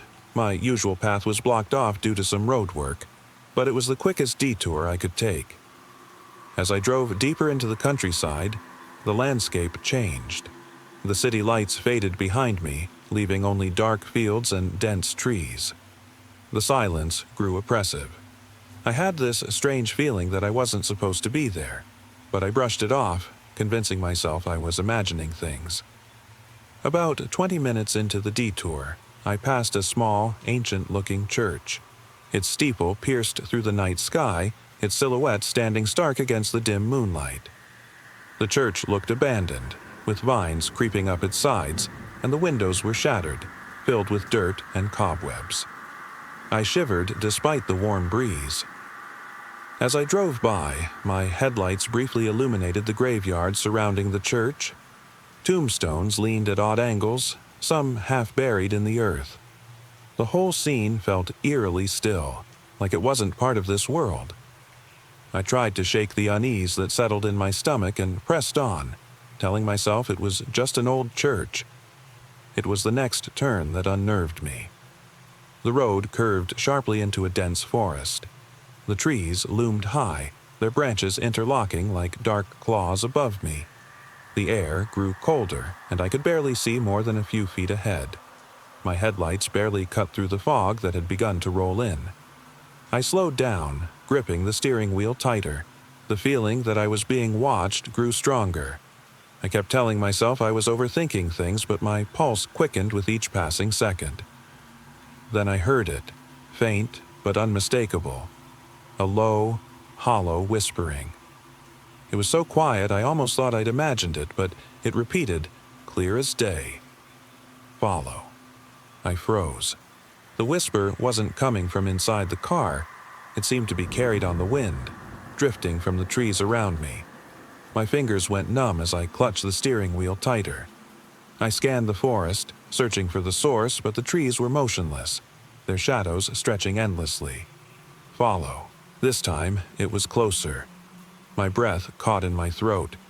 I wanted to drive away, but my foot wouldn't move. I didn't know if it was fear or something else keeping me there. Suddenly, my headlights flickered. The noise of the engine seemed to fade into the whispering. I could barely hear the tires on the road beneath me. Then, out of the corner of my eye, I saw it. A figure standing at the edge of the trees, barely visible through the thick fog. Its outline was dark and impossibly tall. It didn't move, just stood there, watching me. I should have turned around then, should have left, but my body felt paralyzed. The whisper grew louder, more insistent. Follow. My hands trembled as I gripped the steering wheel tighter. Without thinking, I found myself inching the car forward, the figure still staring, unmoving. It was like it was beckoning me, luring me deeper into the unknown. I don't know how long I drove. The road twisted and turned, every mile feeling longer than the last. The whisper didn't stop, growing louder, as if I were being led deeper into the woods, into whatever nightmare lurked ahead. Finally, the whisper faded. The trees grew thinner. The fog cleared slightly, and I found myself driving onto a dirt path. Ahead of me was a clearing, bathed in moonlight. In the center stood the church, its shattered windows now gleaming with an otherworldly glow. My heart pounded as I realized the figure was gone. I hesitated, my hands still gripping the wheel, but something compelled me to stop. I didn't know why. My legs felt like they were moving on their own. I stepped out of the car, the ground beneath my feet cold and wet. I approached the church, the whisper now replaced by silence. My footsteps echoed in the stillness. When I reached the church, I stared at the cracked entrance, frozen with fear. But there was nothing. No figure, no whispers, no voices, just an old, abandoned church standing in the cold, dead night. And as I turned to leave, I realized the face I had seen in the cracked window wasn't mine. It wasn't anyone's. It was the kind of evening where the sky seemed to press down on everything, as if it wanted to swallow the world whole. My friends and I had decided to take a drive out to the old abandoned lighthouse, miles from any town, where the cliffs stretched out over the ocean like they were reaching toward the sky itself. The lighthouse had been shut down decades ago, long before anyone could remember. We'd heard rumors that it was haunted, but we didn't believe in that kind of stuff. We just wanted an adventure. The road to get there was narrow, winding, and barely lit by a few flickering streetlights that flickered on and off like they were uncertain of their own purpose. We parked the car at the base of the cliffs and began walking toward the lighthouse. The air smelled of salt and decay, the kind of place where you feel like you've stepped out of time. The lighthouse stood there, looming and skeletal against the darkening sky. Its red brick tower stood like a sentinel, long forgotten, its windows cracked and covered in moss. We reached the entrance, a heavy metal door that creaked open with a groan. Inside, everything was covered in dust. The old lanterns hung from the walls, cobwebs stretched between them. The faint smell of mildew and dampness clung to everything. We walked up the narrow staircase, the sound of our footsteps echoing in the confined space. The higher we climbed, the darker it got. The dim light from the lanterns barely illuminated our path. I kept expecting to hear something. Footsteps, whispers, or maybe the creak of an old floorboard. Something to break the silence. But all I could hear was the sound of my own breath, shallow and quick, and the soft shuffle of my friends behind me. Finally, we reached the top. The door at the top of the staircase creaked open, and we stepped out onto the balcony of the lighthouse.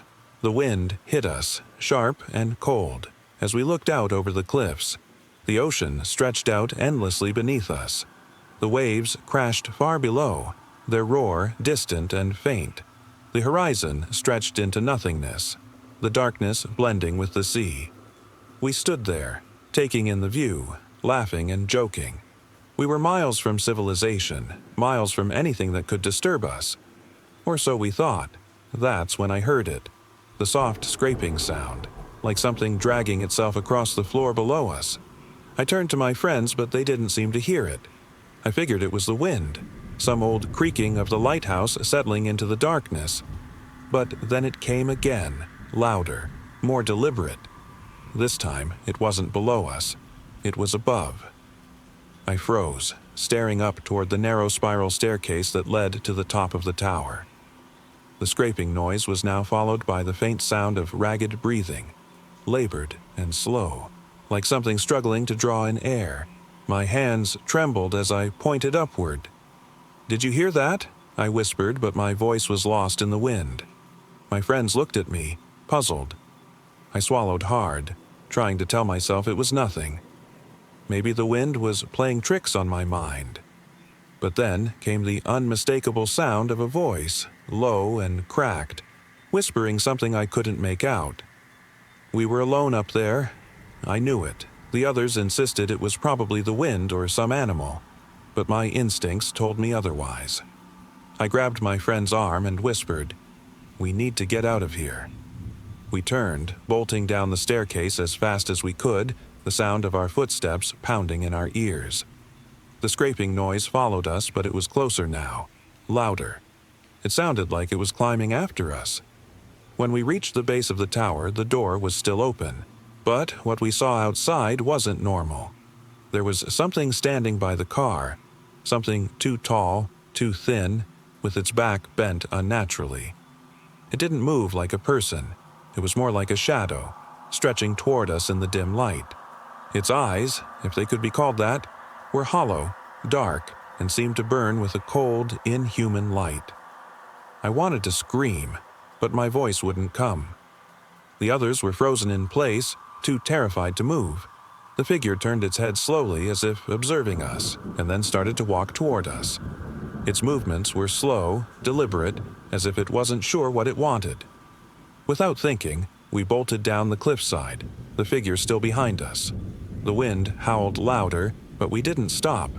We didn't stop until we reached the car and drove away, not looking back. To this day, I can't explain what we saw. I haven't been able to go near that lighthouse since. Whatever was up there, waiting for us, still lingers in my mind. Some places I've learned are better left untouched. It started on a lazy Sunday afternoon, when I decided to take a walk through the neighborhood park. It wasn't a grand park by any means, just a quiet, well-worn path surrounded by tall, rustling trees. I've always found peace there, away from the noise of the city. But that day felt different. The air was cool, and the sun hung low in the sky, casting long shadows across the ground. I walked deeper into the woods, far from the usual crowded picnic areas. The silence was comforting, or so I thought. The chirping of birds had faded, and the only sounds were the crunch of leaves beneath my feet and the faint rustling of branches above. I noticed something unusual: footprints. They were fresh, clearly defined, leading deeper into the woods. At first, I thought it might have been someone else enjoying the peaceful afternoon, but there was something strange about them. They were small, as if made by a child, but too perfectly spaced, as if they had no owner. I shrugged it off. Maybe some wildlife had wandered through, or perhaps another hiker was more adventurous than I was. I pressed on, my curiosity growing. The path narrowed, and soon I found myself surrounded by tall trees that loomed overhead. The light faded quickly, casting eerie shadows around me. I began to feel uneasy. Every creak of the branches overhead seemed louder, and my footsteps felt heavier, like they were echoing in an empty void. Then I heard a faint whisper. It came from somewhere ahead, drifting through the trees like a cold breeze. The words were indistinct, but I could feel their presence more than I could hear them. My pulse quickened as I slowed my pace, straining to make sense of what I was hearing. The whispers grew louder, more distinct, though still incomprehensible. I stopped, listening, my heart thudding in my chest. The whispering wasn't just words, it was something else entirely. It sounded almost like laughter, but not human. The sound seemed to echo through the trees, coming from all around me, bouncing off the bark and rustling leaves. Panic began to creep in. I wanted to turn back, but something compelled me forward. The whispers had turned into faint, chilling laughter, distant but unmistakable. I tried to reassure myself, telling myself it was just the wind or an animal, but the sound didn't fade. It was deliberate, as if whatever was making that noise was toying with me. I kept walking, faster now, heart pounding harder. The trees became thicker, the light dimmer, my breath fogged in the cool air. I felt as though I were being watched from all sides. The laughter continued, distant, but growing closer. My vision blurred as I stumbled over a root, falling to my knees. I didn't want to turn around, but I could feel something behind me, something watching. I forced myself to stand, gripping a tree for balance. I didn't want to look back. I couldn't, but the laughter was no longer distant, it was right behind me, echoing from the shadows. I could feel its presence, right at the edge of my vision, as though it were breathing down my neck. Go. The whisper hissed in my ear, though there was no one there.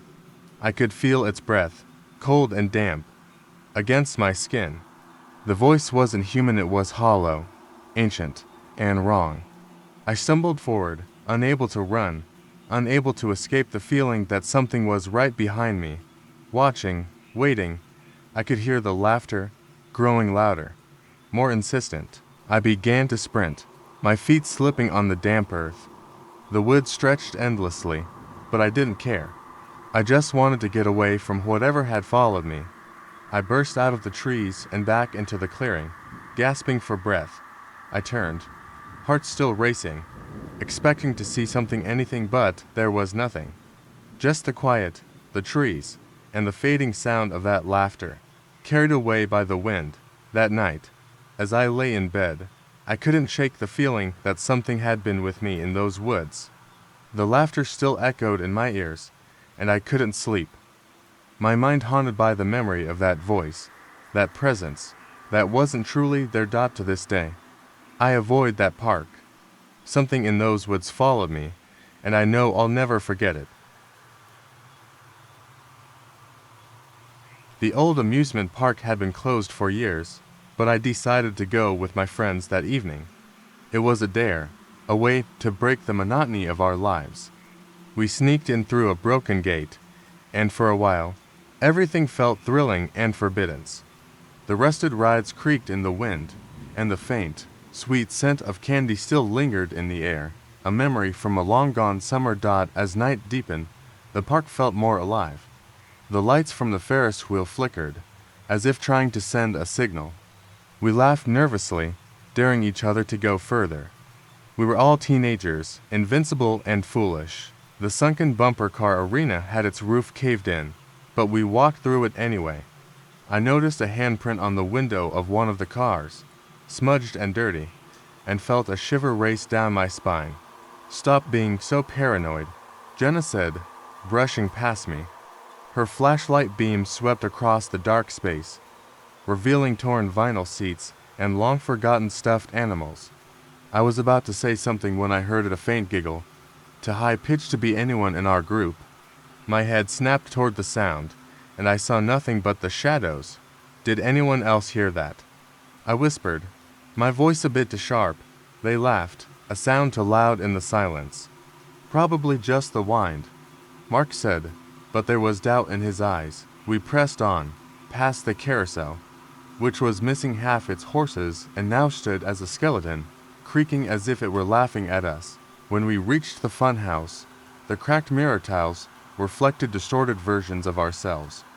We stepped inside, the air damp and thick with the smell of mold. It was colder in there, as if the night had crept in and wrapped its arms around us. "Why did you want to come in here?" Jenna whispered, her voice shaking. "To see if it's really haunted," I replied, half joking. I ran my fingers over one of the mirrors, feeling the smooth glass beneath my fingertips. A cold draft made me shiver, and as I turned around, I caught a glimpse of something behind me, a figure, pale and thin, with eyes like black holes. Before I could scream, it was gone. "Did you see that?" My voice cracked. "What?" Mark asked, eyes wide. "Never mind," I muttered, trying to shake off the fear. We were all laughing, but the laughter felt hollow now. We pushed deeper into the funhouse, the laughter now tangled with the sound of footsteps that were not our own, echoing behind us. We tried to leave, but when we turned, the hallway twisted, like a giant snake blocking our path. We ran in the opposite direction, pushing through the maze, but no matter which way we went, the hallways seemed to stretch forever. The air was heavy, filled with the scent of rot and something metallic. Then, the giggle returned, closer this time. It wasn't one voice, it was many, overlapping and deep, as if the shadows were laughing at us. The sunken bumper car arena had its roof caved in, but we walked through it anyway. I noticed a handprint on the window of one of the cars, smudged and dirty, and felt a shiver race down my spine. "Stop being so paranoid," Jenna said, brushing past me. Her flashlight beam swept across the dark space, revealing torn vinyl seats and long-forgotten stuffed animals. I was about to say something when I heard a faint giggle, too high-pitched to be anyone in our group. My head snapped toward the sound, and I saw nothing but the shadows. "Did anyone else hear that?" I whispered, my voice a bit too sharp. They laughed, a sound too loud in the silence. "Probably just the wind," Mark said, but there was doubt in his eyes. We pressed on, past the carousel, which was missing half its horses and now stood as a skeleton, creaking as if it were laughing at us. The last thing I expected was to find myself stuck on the side of a remote highway in the middle of nowhere at 11 p.m., with my car sputtering and coughing at its last breaths. I slammed my palms against the steering wheel, trying to stifle a curse. The darkness outside seemed to fold in on itself, thick and oppressive, with only the dull beam of my headlights cutting a path into it. I stepped out of the car, the chill in the air seeping through my clothes. The road stretched on for miles in either direction, bordered by dense, whispering trees. The only sign of civilization was a rusted sign, half hidden by creeping ivy, that read Riverton 10 miles. With a resigned sigh, I grabbed my phone and tried to call for help. No signal. Great. The road ahead seemed endless, so I decided to start walking, hoping to find a gas station, a house, anything. I made it about a mile before I heard it. A faint sound, like laughter, but not the kind that comes from joy. This was sharp, guttural, almost animalistic. I froze, my heart drumming in my chest. There was no one around. The woods were still, except for the subtle creak of branches overhead and the soft rustle of leaves. I told myself it was just an animal, a deer or a raccoon, and pushed on. Then the laughter came again, louder this time, followed by a scraping sound. It was as if someone was dragging something heavy over the ground. I turned around, my eyes searching the dark, but there was nothing. The road was empty, the trees stood silent. I rubbed my arms to stave off the cold and continued walking. Faster now. The air seemed to change as I walked, becoming colder and sharper, like the knife edge of winter. It wasn't just the temperature, it was the feeling of something being wrong. The laughter stopped, replaced by the sound of footsteps following me, just at the edge of hearing. I glanced over my shoulder, but saw only shadows that seemed to shift and dart away. Then, without warning, something moved in the woods. A figure stepped out from between two trees, tall and thin, with limbs that bent in unnatural ways. Its face was pale, almost luminescent in the moonlight, with eyes so black they looked like holes drilled into its skull. The thing tilted its head, and then it spoke. Lost. My legs locked up, and I stood frozen in place. I couldn't find my voice, couldn't tear my eyes away from that hollow, grinning face. It took a step forward, the uneven gait making the ground creak beneath it. I stumbled back, my mind screaming at me to run, but my body wouldn't listen. The figure took another step, and I finally snapped out of my paralysis, turning and bolting down the road as fast as I could. The sound of heavy footsteps pounding behind me, matched by that terrible, hollow laughter, drove me forward. The road blurred past, my vision cutting out between stumbles. I ran until my lungs felt like they would burst, until my legs were cramping and I couldn't tell if the thud behind me was my own heartbeat or something chasing me. I didn't look back. I knew if I did, I wouldn't be able to move. Then, suddenly, there was light dim and flickering. A street lamp, old and cracked, stood at the edge of the road. I scrambled toward it, the warm glow embracing me, a sanctuary from the cold. The laughter and footsteps stopped. Silence. I dared a glance behind me. Heart still racing, there was nothing but the night. The road was empty. The street lamp buzzed and flickered before dying, leaving me in a pitch-black void again. But then, a voice, "Need a ride." I whirled around, eyes wide. A truck sat at the end of the road, headlights on, engine purring. The driver's face was obscured in shadow, but the voice was familiar, as if I'd heard it before. A hand reached out, fingers long and thin, with skin that seemed to tight, to pale. My blood froze as I recognized it. The laughter returned, only it was my own voice, twisted and distorted, echoing from somewhere in the dark. I had been driving for hours, taking the long way home from a visit to my grandparents. The farmland stretched out on either side of the road, a patchwork of fields that seemed to go on forever. With every turn, the sun dipped lower, casting long shadows that twisted like fingers reaching out to catch me. I was almost home when I noticed the old, rusted tractor sitting off to the side of the road. It hadn't been there before, and I found myself slowing down to take a closer look.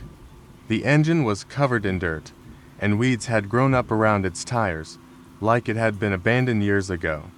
I couldn't remember ever seeing it there, and I would have remembered, because I had driven down that road countless times. Suddenly, I felt a chill run down my spine, as if someone were watching me.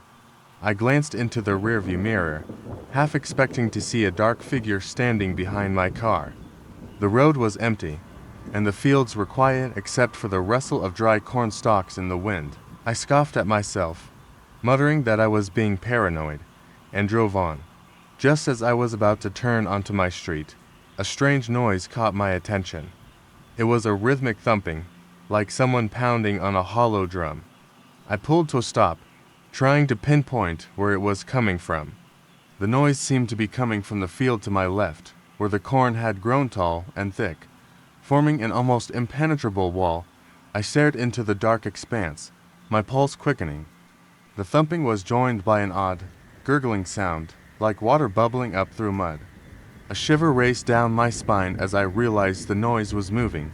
Shifting closer to the road, I backed up a few feet, my eyes wide as I watched the edge of the field ripple like the surface of a pond. Then I saw it, a figure, distorted and half hidden by the corn stalks.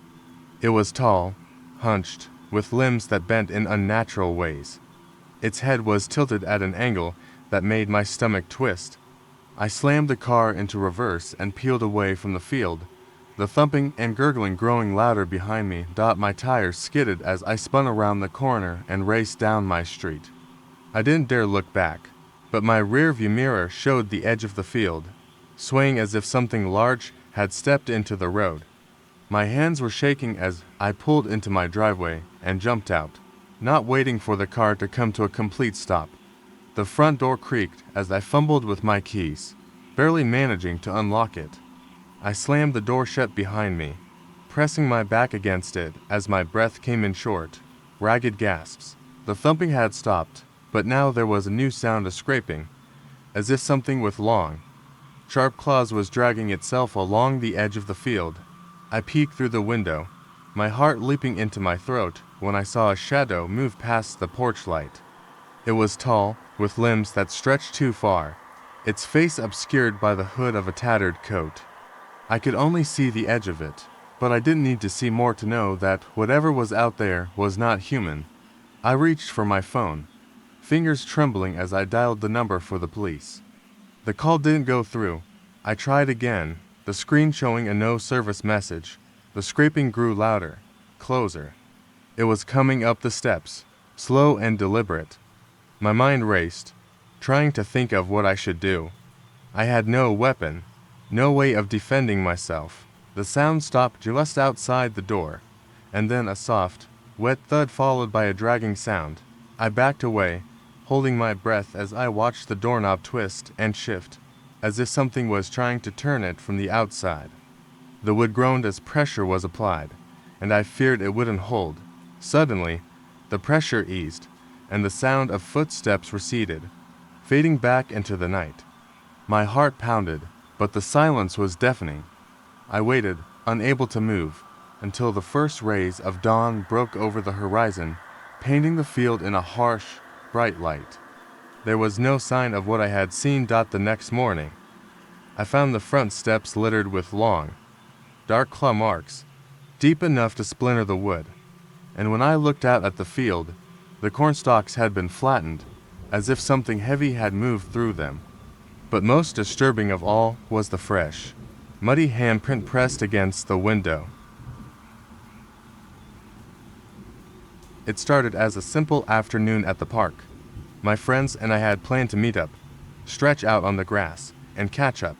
The park was a hidden gem, nestled between rows of towering apartment buildings, where the air was filled with the mingling sounds of laughter, bird calls, and the distant hum of traffic. The late summer sun was warm, and the trees around the edge of the park formed a canopy that dappled the ground with shifting shadows. We set up our picnic blanket under a large oak tree that, at its base, had a small hollow. We joked that it looked like the perfect place for a forest spirit to live, but none of us thought much about it.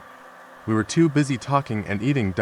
It wasn't until the sun started dipping below the horizon, casting long, slanted rays across the grass, that the strange events began. A chill seeped into the air, as though a curtain had been pulled over the warmth of the day. We pulled our jackets closer and continued our conversation, unaware that the shadows under the trees had grown longer, moving in a way that was not natural. I stood up to stretch, looking out at the open field. The park was nearly empty now, save for a man in a dark coat sitting on the far bench. He seemed to be staring directly at us. I couldn't see his face, but there was something odd about the way he sat, stiff and unmoving. My friend Leah noticed him too and whispered, "Do you see that guy? He's been sitting there for ages." Before I could reply, the man stood up, and my breath caught in my throat. He started walking toward us, but his movements were jerky, like a marionette whose strings were tangled. My friend shifted uncomfortably, exchanging looks of confusion. The park was quiet now, too quiet. The laughter of children had stopped, and the rustling of leaves was no longer soothing but tense. The man's figure grew larger as he came closer, his head tilted at an unnatural angle, as if he were looking at us through the corner of his eyes. "Let's go," I said, trying to keep my voice calm. We gathered our things and started walking toward the park exit, but the man followed. It was subtle at first, a slow shuffle, but when we picked up the pace, he did too. I glanced back and saw his face for the first time. It was pale, too pale, with hollow eyes that seemed to draw in the light around them. His mouth stretched into a grin that was not human, too wide, and filled with teeth that looked sharp and uneven. We reached the path that led to the main road, and I turned back for one last look. Then, without warning, he tilted his head back and let out a long, piercing screech that echoed through the park and made every hair on my body stand on end. We bolted for the exit, heart racing, feet pounding against the gravel path.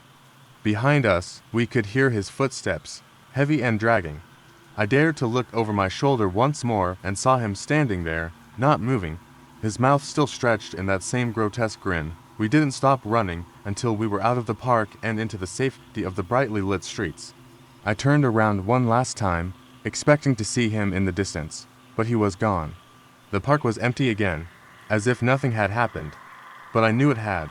Even now, months later, I still can't shake the memory.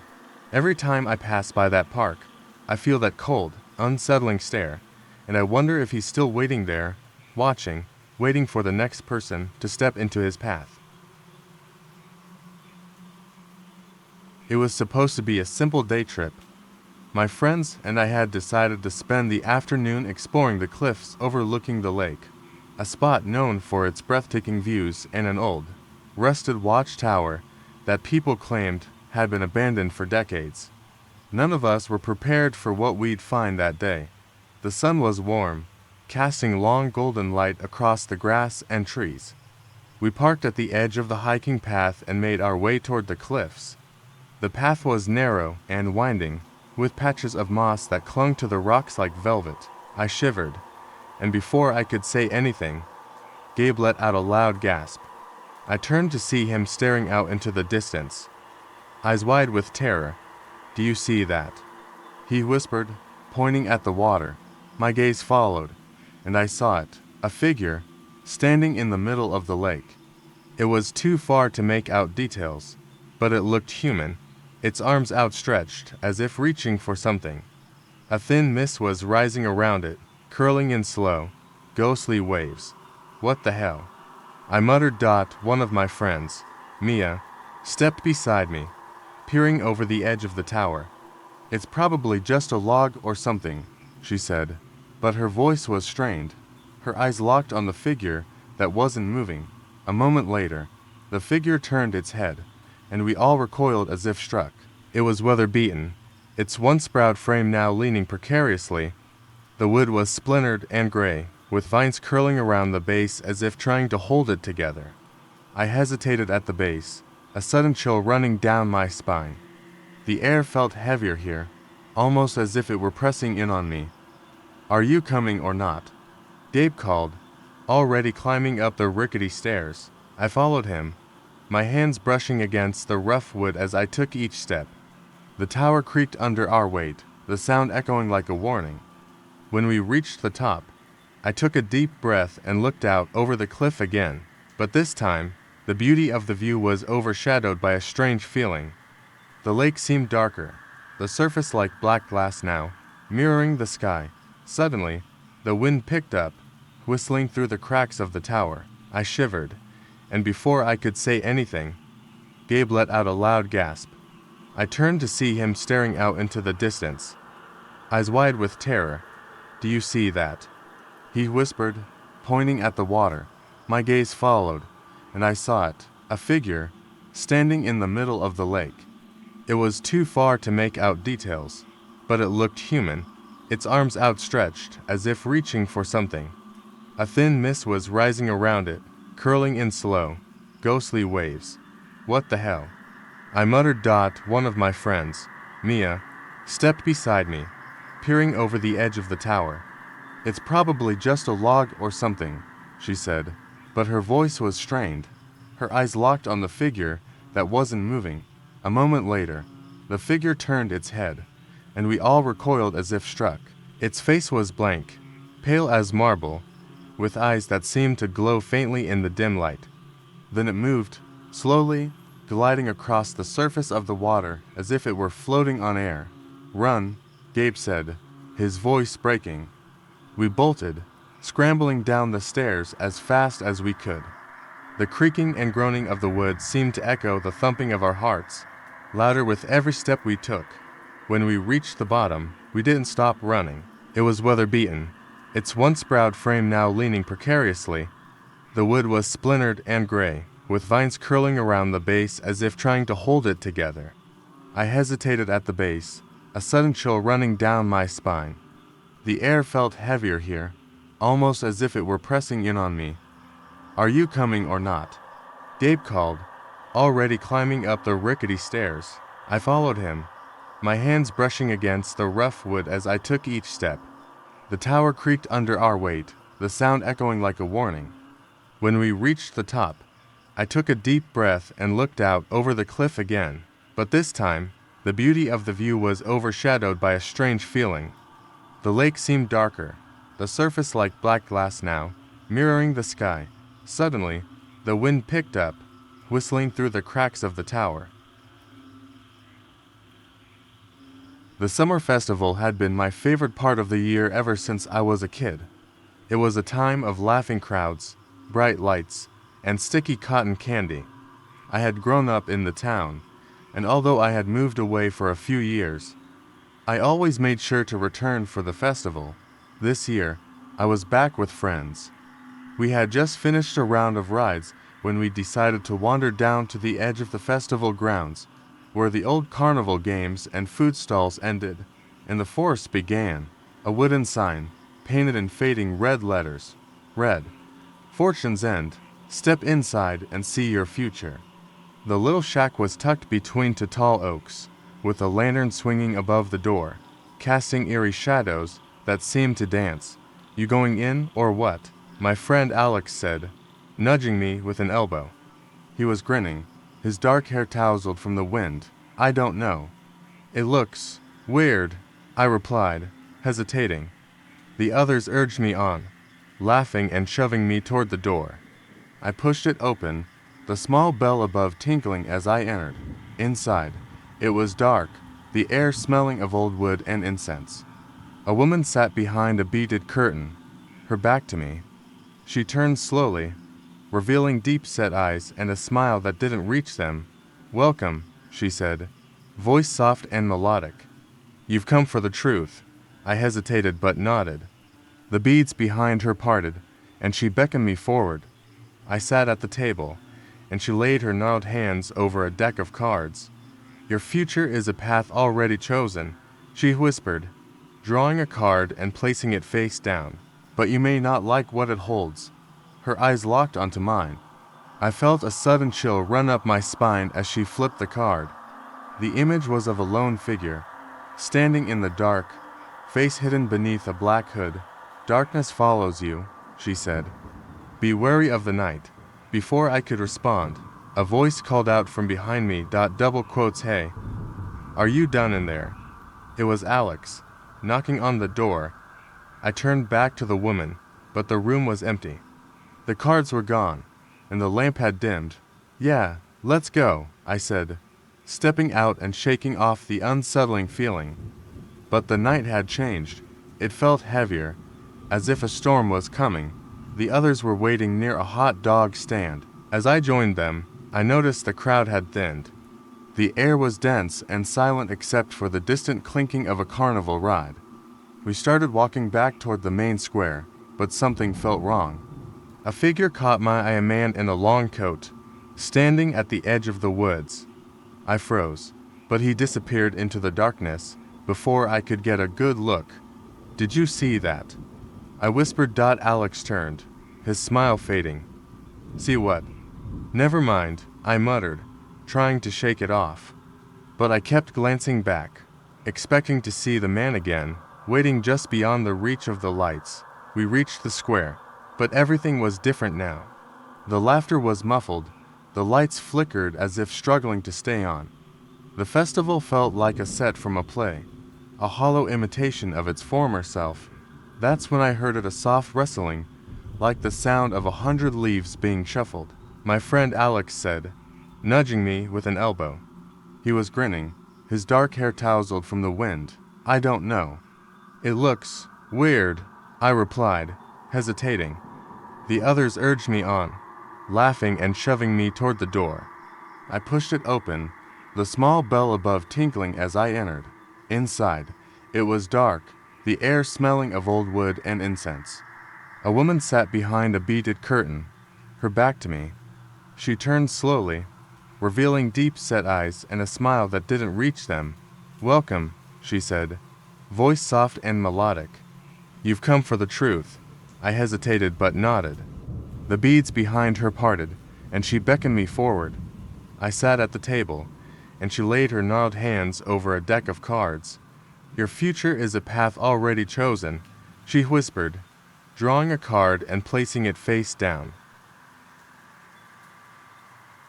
The sun had barely set when we pulled up to the abandoned amusement park. My friends and I had been searching for a thrill, a break from the mundane, and we had found it in the form of this long-forgotten place that was rumored to be haunted. Rusted Ferris wheel, peeling paint, and the creak of the roller coaster as it swayed in the wind. It was everything we wanted for a night of adrenaline and stories to tell. Or so we thought. As soon as we stepped through the entrance, the world seemed to tilt. The air smelled of dust and rusted metal, a sharp contrast to the sweet, overripe scent of the cotton candy machine that sat in the middle of the square. The remains of a merry-go-round stood crooked, its horses missing legs, as if they had been hastily torn from their posts. It was a scene pulled straight from a nightmare. We ventured deeper into the park, our laughter echoing off the warped concrete pathways. The merry-go-round was the first ride we dared to touch, the faded music box inside still winded, a single note stuck on loop. When I reached out to touch the unicorn's chipped horn, a chill crawled up my spine, and the air seemed to press against me, heavy and unnatural. "Don't tell me you're scared already," Sarah joked, nudging me with her elbow. I rolled my eyes, but the moment she laughed, it was swallowed up by the sudden screech of metal. We spun around, searching for the source. Nothing. The Ferris wheel loomed over us, its gondola swaying, though there was no wind. I couldn't shake the feeling that we were not alone. A sound like children giggling drifted through the night, so faint I wondered if I had imagined it. "All right, let's check out the haunted house," Chris said, pointing to the old building with cracked plaster walls. We made our way to it, the narrow path lined with weeds that clawed at our shoes. Just as we reached the door, it swung open with a loud thud, as if inviting us inside. "Welcome," a voice whispered. The three of us froze. The voice was low, almost mechanical, but unmistakably human. "Who's there?" I called, trying to keep my voice steady. The only response was silence. We exchanged glances before Sarah stepped inside, the rest of us reluctantly following. The air grew colder as we moved through the dusty hall, the silence punctuated by the creaks and groans of the wood. I turned my flashlight on, sweeping it across cracked walls and broken mirrors. Reflections stared back at us, but something in them didn't feel right. One of the mirrors showed a version of Sarah with her eyes wide open in terror, as if seeing something that wasn't there. "Did you see that?" I whispered, my voice cracking. "See what?" Chris said, turning toward me with a forced smile. The next room had a broken clown statue that was half buried in the floor. Its grin was painted in sickly yellow and green, and its eyes, once bright, were now dull and hollow. It seemed to watch us as we moved past. As we approached the exit, the door slammed shut behind us. We jumped, spinning around to see the hallway behind us was now filled with mist, the air impossibly cold. Then we heard it again, a giggle. A child's giggle. "Let's go, now," Sarah said, trying to push past Chris, who was frozen, staring into the dark.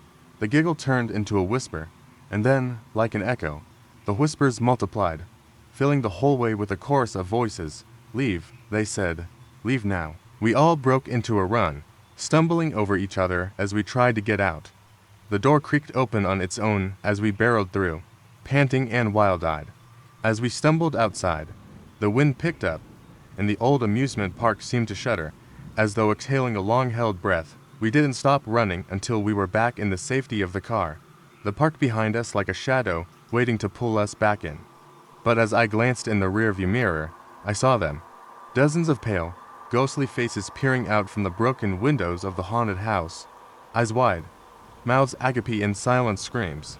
The giggles followed us as we drove away, fading into the night, but they would never leave my mind. The last thing I expected that evening was to be running for my life through an overgrown field under a moonless sky. I had been looking forward to the autumn festival, the kind that brought the community together with hay rides, cider, and bonfires. It was supposed to be a night of fun. But that changed the moment I wandered away from the festival grounds and into the nearby woods. I'd gone to explore, curious about the stories old-timers whispered about the forgotten field. It was said to be cursed, a place where people who entered never returned. I was skeptical, of course. After all, it was just an old patch of land, overgrown with tall grasses and brambles. I wanted to see it for myself, prove to my friends that the legends were just that, legends. The first sign that I had gone too far came when I stepped into the field and heard the distant sound of footsteps behind me. At first, I thought it was just my imagination, the crunching of leaves and the rustle of grass blending together. But then I heard it again, soft, deliberate steps, as though someone were pacing just out of sight. I turned around, but the field was empty.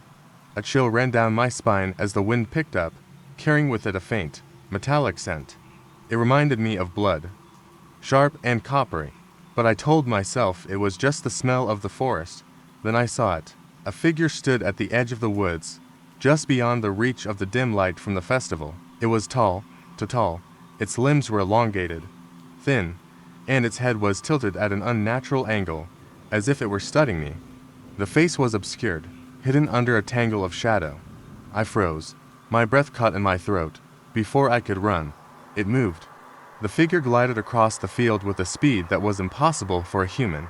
I turned and bolted, my feet pounding against the uneven ground as I made my way back to the festival. My heart hammered so hard I thought it would burst. A sound, like something wet being dragged, followed close behind me. I dared not look back, but I could hear it, feel it gaining on me. I leapt over a fallen branch and stumbled, my hands scraping against the rough earth. When I scrambled to my feet, I was closer to the woods than the festival, but the figure had stopped. It was standing there, watching. UNMOVING. The wind blew again, and with it came a whisper that sent a jolt of terror down my spine. It was low, raspy, and spoke a single word: run. I didn't think twice. My legs carried me forward, back toward the lights and laughter of the festival. I didn't look behind me until I reached the safety of the crowd, gasping and panting. I spun around and saw nothing but the night, the field, and the edge of the woods. But the whispers didn't stop. They continued, coming from the shadows at the edge of the field, repeating that same, terrible word: run. I grabbed my friends and tried to tell them what happened. They laughed it off, thinking I was drunk or imagining things. But when they saw the scratches on my arms and the terrified look in my eyes, their laughter faded. The festival ended soon after, with people leaving the area in droves. As we walked back to the car, I glanced over my shoulder one last time. The field was empty, but something in the darkness shifted. I could see the silhouette of a figure, staring, unmoving, as if waiting for me to leave. I haven't been back to the festival since, and I never will. They say that if you see the forgotten field and hear the whispers, you're never truly safe. It's still out there, lurking, waiting to call you back. It was just a casual evening stroll through the old part of town. My friend Dan and I were looking for something to do on a Sunday night, so we wandered into the district filled with century-old buildings, antique shops, and strange little cafes that seemed to appear and disappear overnight. The air was crisp, the kind that nipped at your skin, but not enough to make us turn back. We were in the mood for adventure. We found ourselves in front of an old bookstore, its sign creaking as the wind passed through it. The light in the window flickered, casting long, twitching shadows on the cracked pavement. Dan, who loved anything unusual, pushed the door open.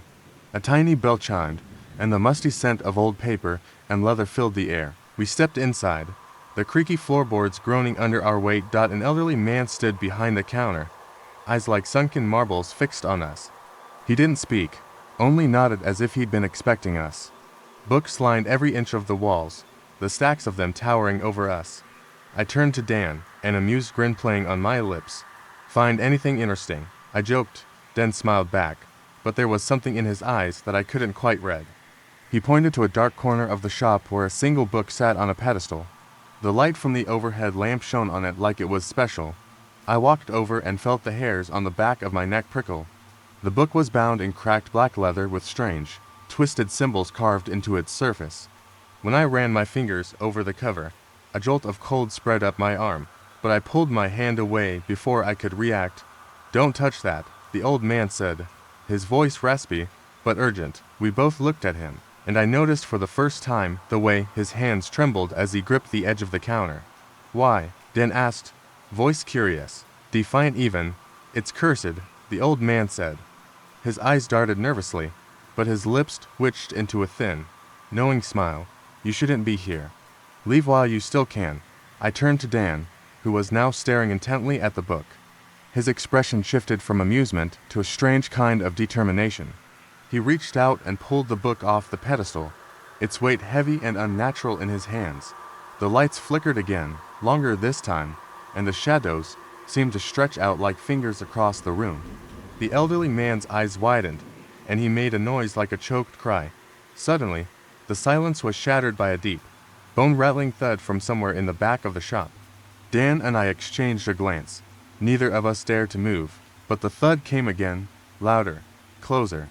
Then came the whisper. It was low and guttural, like someone dragging their nails over a chalkboard. The old man's face turned ashen as he whispered, "Run." Before I could move, a figure stepped into view from behind the bookshelf, a man, or what used to be one, with hollow eyes and a grin that stretched impossibly wide.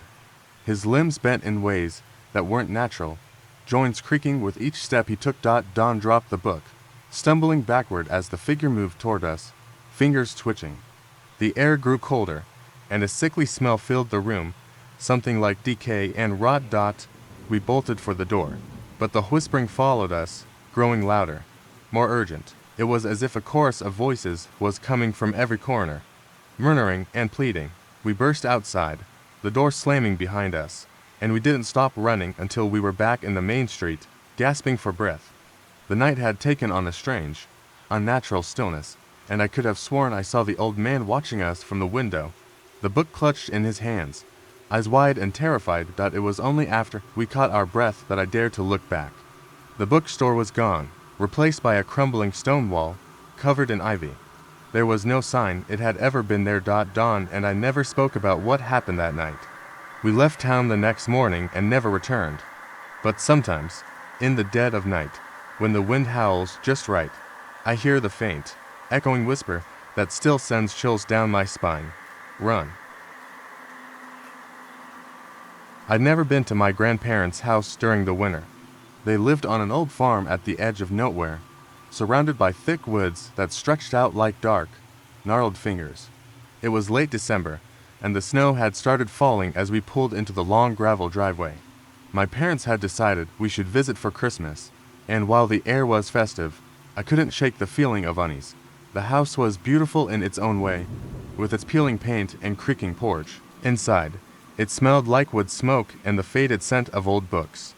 We gathered around the fireplace, my grandparents smiling warmly as they passed out hot chocolate and cookies.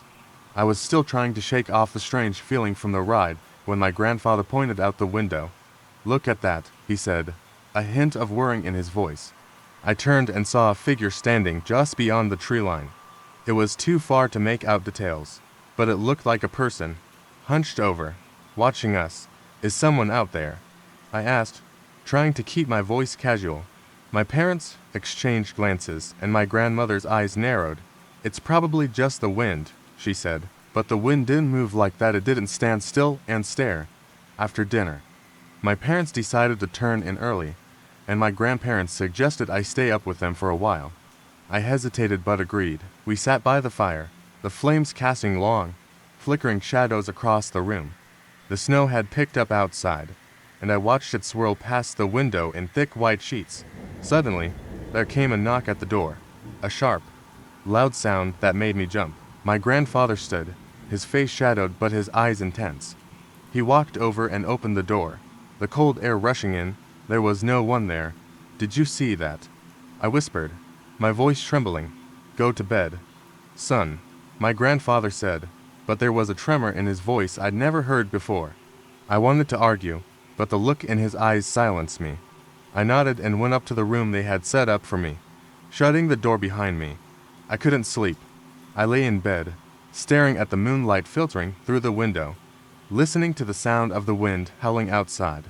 But then I heard something else, a faint, rhythmic tapping, like fingers on glass. It came from the window. I sat up, eyes fixed on the snow-covered pane, and then I saw it. A hand, pale and thin, pressed against the glass from the other side, followed by another, and then a face distorted, hollow-eyed, with a mouth that split open in an eerie, wide grin. It was looking right at me, and even through the glass, I could see the hollow, black void where its eyes should have been. My heart pounded, my vision blurred with panic. I backed away from the window, but the tapping didn't stop. It moved around the room, slow and deliberate, as if circling me, searching for an entrance. I scrambled for my phone, but it was dead, the battery drained from the cold. I grabbed the quilt off the bed and wrapped it around me, holding my breath as the tapping moved away. I waited, listening for the sound to stop, for the night to return to silence. But then I heard a voice, faint and echoing, "Come outside." It wasn't my grandfather. It wasn't anyone I knew. It was a voice that made my skin prickle and my blood run cold. I pressed my back to the wall, trying to disappear into the shadows as the tapping grew louder, this time coming from the door. The door creaked open, and I glimpsed a shape in the moonlight, a figure with elongated limbs, eyes black as coal, and that impossibly wide, sinister grin. I don't remember running or how I ended up outside, barefoot in the snow. But when I looked back, the figure stood at the edge of the woods, watching. Then, as suddenly as it appeared, it vanished, leaving nothing but the sound of the wind and the quiet crunch of snow underfoot. The next morning, I told my grandparents everything. They looked at each other, worrying in their eyes, and my grandfather said something I'll never forget. "That's not the first time it's been seen, but it won't come in unless you invite it." I never went back to that house again. But sometimes, when the snow falls and the night is still, I hear the faint tapping against my window, as if it's trying to get inside. I never expected the library to be the place where I'd come face to face with something that defied explanation. It was just a typical Thursday evening, and I was there for a last-minute project. The library was almost deserted, the soft hum of the old heating system the only sound as I hunched over my laptop. My fingers drummed the keys in rhythm with the ticking of the clock. A sudden shiver ran down my spine. I paused, glancing over my shoulder at the empty reading area behind me. The room was dimly lit, the overhead bulbs casting long shadows over the book spines that lined the walls. I knew I shouldn't be there after hours, but deadlines don't care about rules. As I turned back to my work, I heard a faint whisper. I strained to listen, but it was too soft to understand. It sounded almost like a chant, like voices speaking in a language I didn't recognize. My eyes darted around the room, but everything seemed the same, no one there but me. I shook my head, trying to brush off the feeling. The whisper grew louder, more insistent. I snapped my laptop shut and stood up, my breath caught in my throat. The library's silence was now pierced by the sound of pages turning, a low rustling that seemed to come from the far end of the room. I took a step toward the noise, each footfall reverberating in the stillness. As I reached the aisle of old, forgotten history books, a sudden chill swept through the air, making my skin prickle. The sound of pages flipping came from behind the shelves, growing louder as if a hand were flipping them furiously. I could almost hear the words, murmurs mixed with a low, guttural growl. I edged closer, peering around the corner. There, in the shadowy alcove, a book lay open on the table, its pages flipping rapidly on their own. The words on the paper were jagged, black letters that seemed to move and writhe like insects. Before I could take a step closer, the book slammed shut with a noise that echoed through the building. I stumbled backward, almost falling over a chair. My heart was pounding, but I couldn't tear my eyes away as the library lights flickered and dimmed. I had to get out, but as I turned to leave, a sound stopped me cold. Footsteps, heavy and slow, like boots scraping against the wooden floor. I spun around, searching the dim light for any sign of movement. There was nothing, just the rows of books and the still, unblinking stare of the old portraits on the walls. I wanted to run, but my legs wouldn't move. The footsteps came closer, and then a voice spoke, deep and rasping. It was coming from the direction of the table with the book. "You should not have come here." The voice was in my head, a whisper I felt rather than heard, curling around my thoughts like a snake. My eyes locked onto the table, and the book sprang open again, its pages still shifting as if alive. But then, out of the corner of my eye, I saw something else, someone. A figure, barely more than a shadow, standing at the entrance of the aisle. It had the shape of a man, but its face was a blank, featureless void. It tilted its head, as if examining me, and then took a step forward. The footsteps that had seemed distant before were now loud and heavy, echoing through the library as it advanced. I stumbled backward, and with one final, piercing screech of the fluorescent lights, The library plunged into darkness. The last thing I saw before I ran for the exit was the book on the table, its pages now still, bearing the words I'd never be able to forget. "You cannot leave." I threw open the front doors, the cold night air hitting me like a wall. The city was silent, the streets empty as I sprinted away from that place. I didn't stop until I was safely home, my chest heaving and my hands trembling. It wasn't until I reached my apartment that I realized my hands were still holding the library card, and I never saw it in my hand when I ran out the next day. When I returned to the library to find answers, it was closed. A sign on the door read, "Closed for renovations. Reopening unknown." But as I turned to leave, I caught a glimpse of that shadowed figure in the window, watching me, waiting, and I knew I would never go back. It was the last day of summer, and I decided to take a bike ride out to the old bridge. It was a spot I'd been to countless times before, but something felt different that day. The sun was setting, casting a blood-orange glow over the horizon, and the forest surrounding the path whispered in the warm breeze. I'd been riding for nearly an hour when I noticed the silence.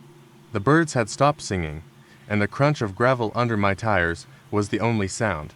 I slowed down, glancing around nervously. The woods felt alive, but not in a comforting way. I couldn't shake the feeling that something was following me. When I reached the bridge, I stopped to rest, propping my bike against the guardrail. Below, the river churned, swollen from weeks of rain. I leaned on the edge, staring down into the dark water, when I heard a faint splashing, as though someone, or something, was moving just below the surface. I squinted, trying to see. The sun was almost gone now, painting everything in shades of purple and indigo. I blinked, and then I saw it to pale, bony hands breaking the water, fingers clawing at the air. I stumbled back, nearly falling over my bike. A chilling, guttural moan rose up from the river, sending a cold wave down my spine. Before I could react, a figure burst out of the water, dragging itself up onto the bridge. Its skin was slick and glistening, half covered in river moss. Its eyes were wide and glassy, locked on mine with a stare that made my blood freeze. It moved with a lurching gait, limbs bending in impossible ways as it crawled forward. I couldn't move. My legs felt like they were made of lead. The creature reached out, its fingers twitching, and for a moment I thought it would grab me. But then, a sudden roar echoed through the woods, deep and primal. The creature paused, its head tilting to one side as if it could hear something I couldn't. It let out a sharp, piercing screech, then turned and sprinted back toward the forest, vanishing into the trees with a speed that seemed to defy logic.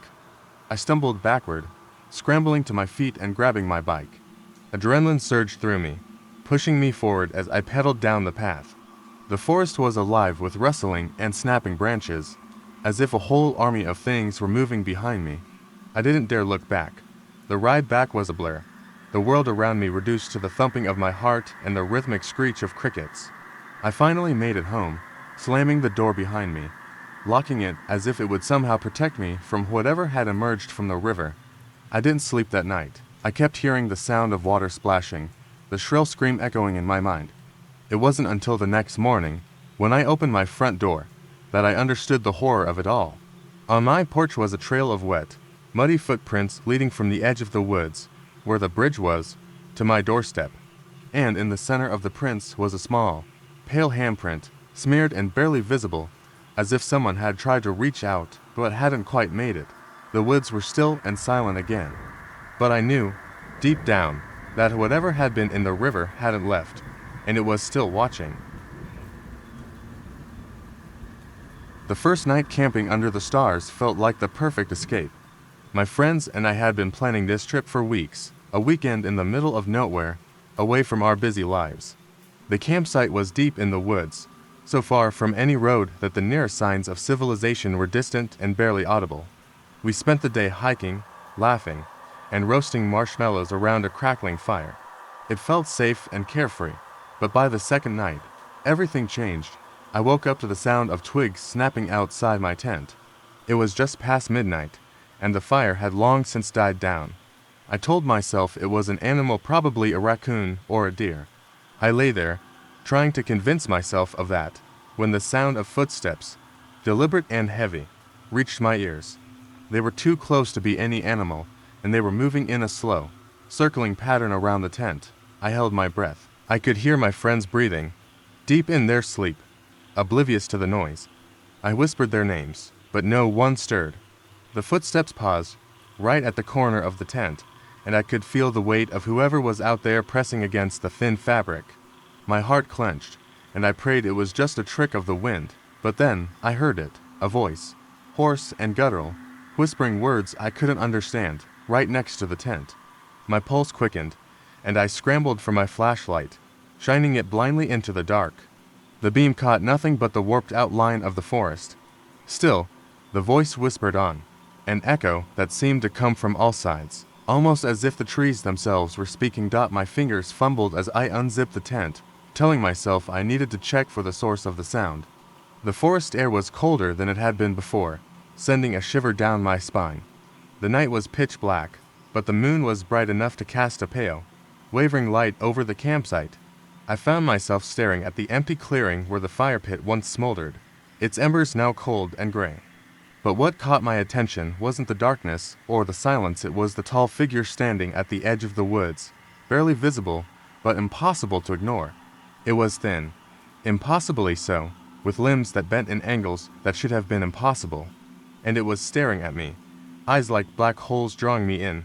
I gasped and backed into the tent, yelling at my friends to wake up. They stirred, disoriented and confused. I tried to tell them what I saw, but my voice was trembling, too weak to make sense of.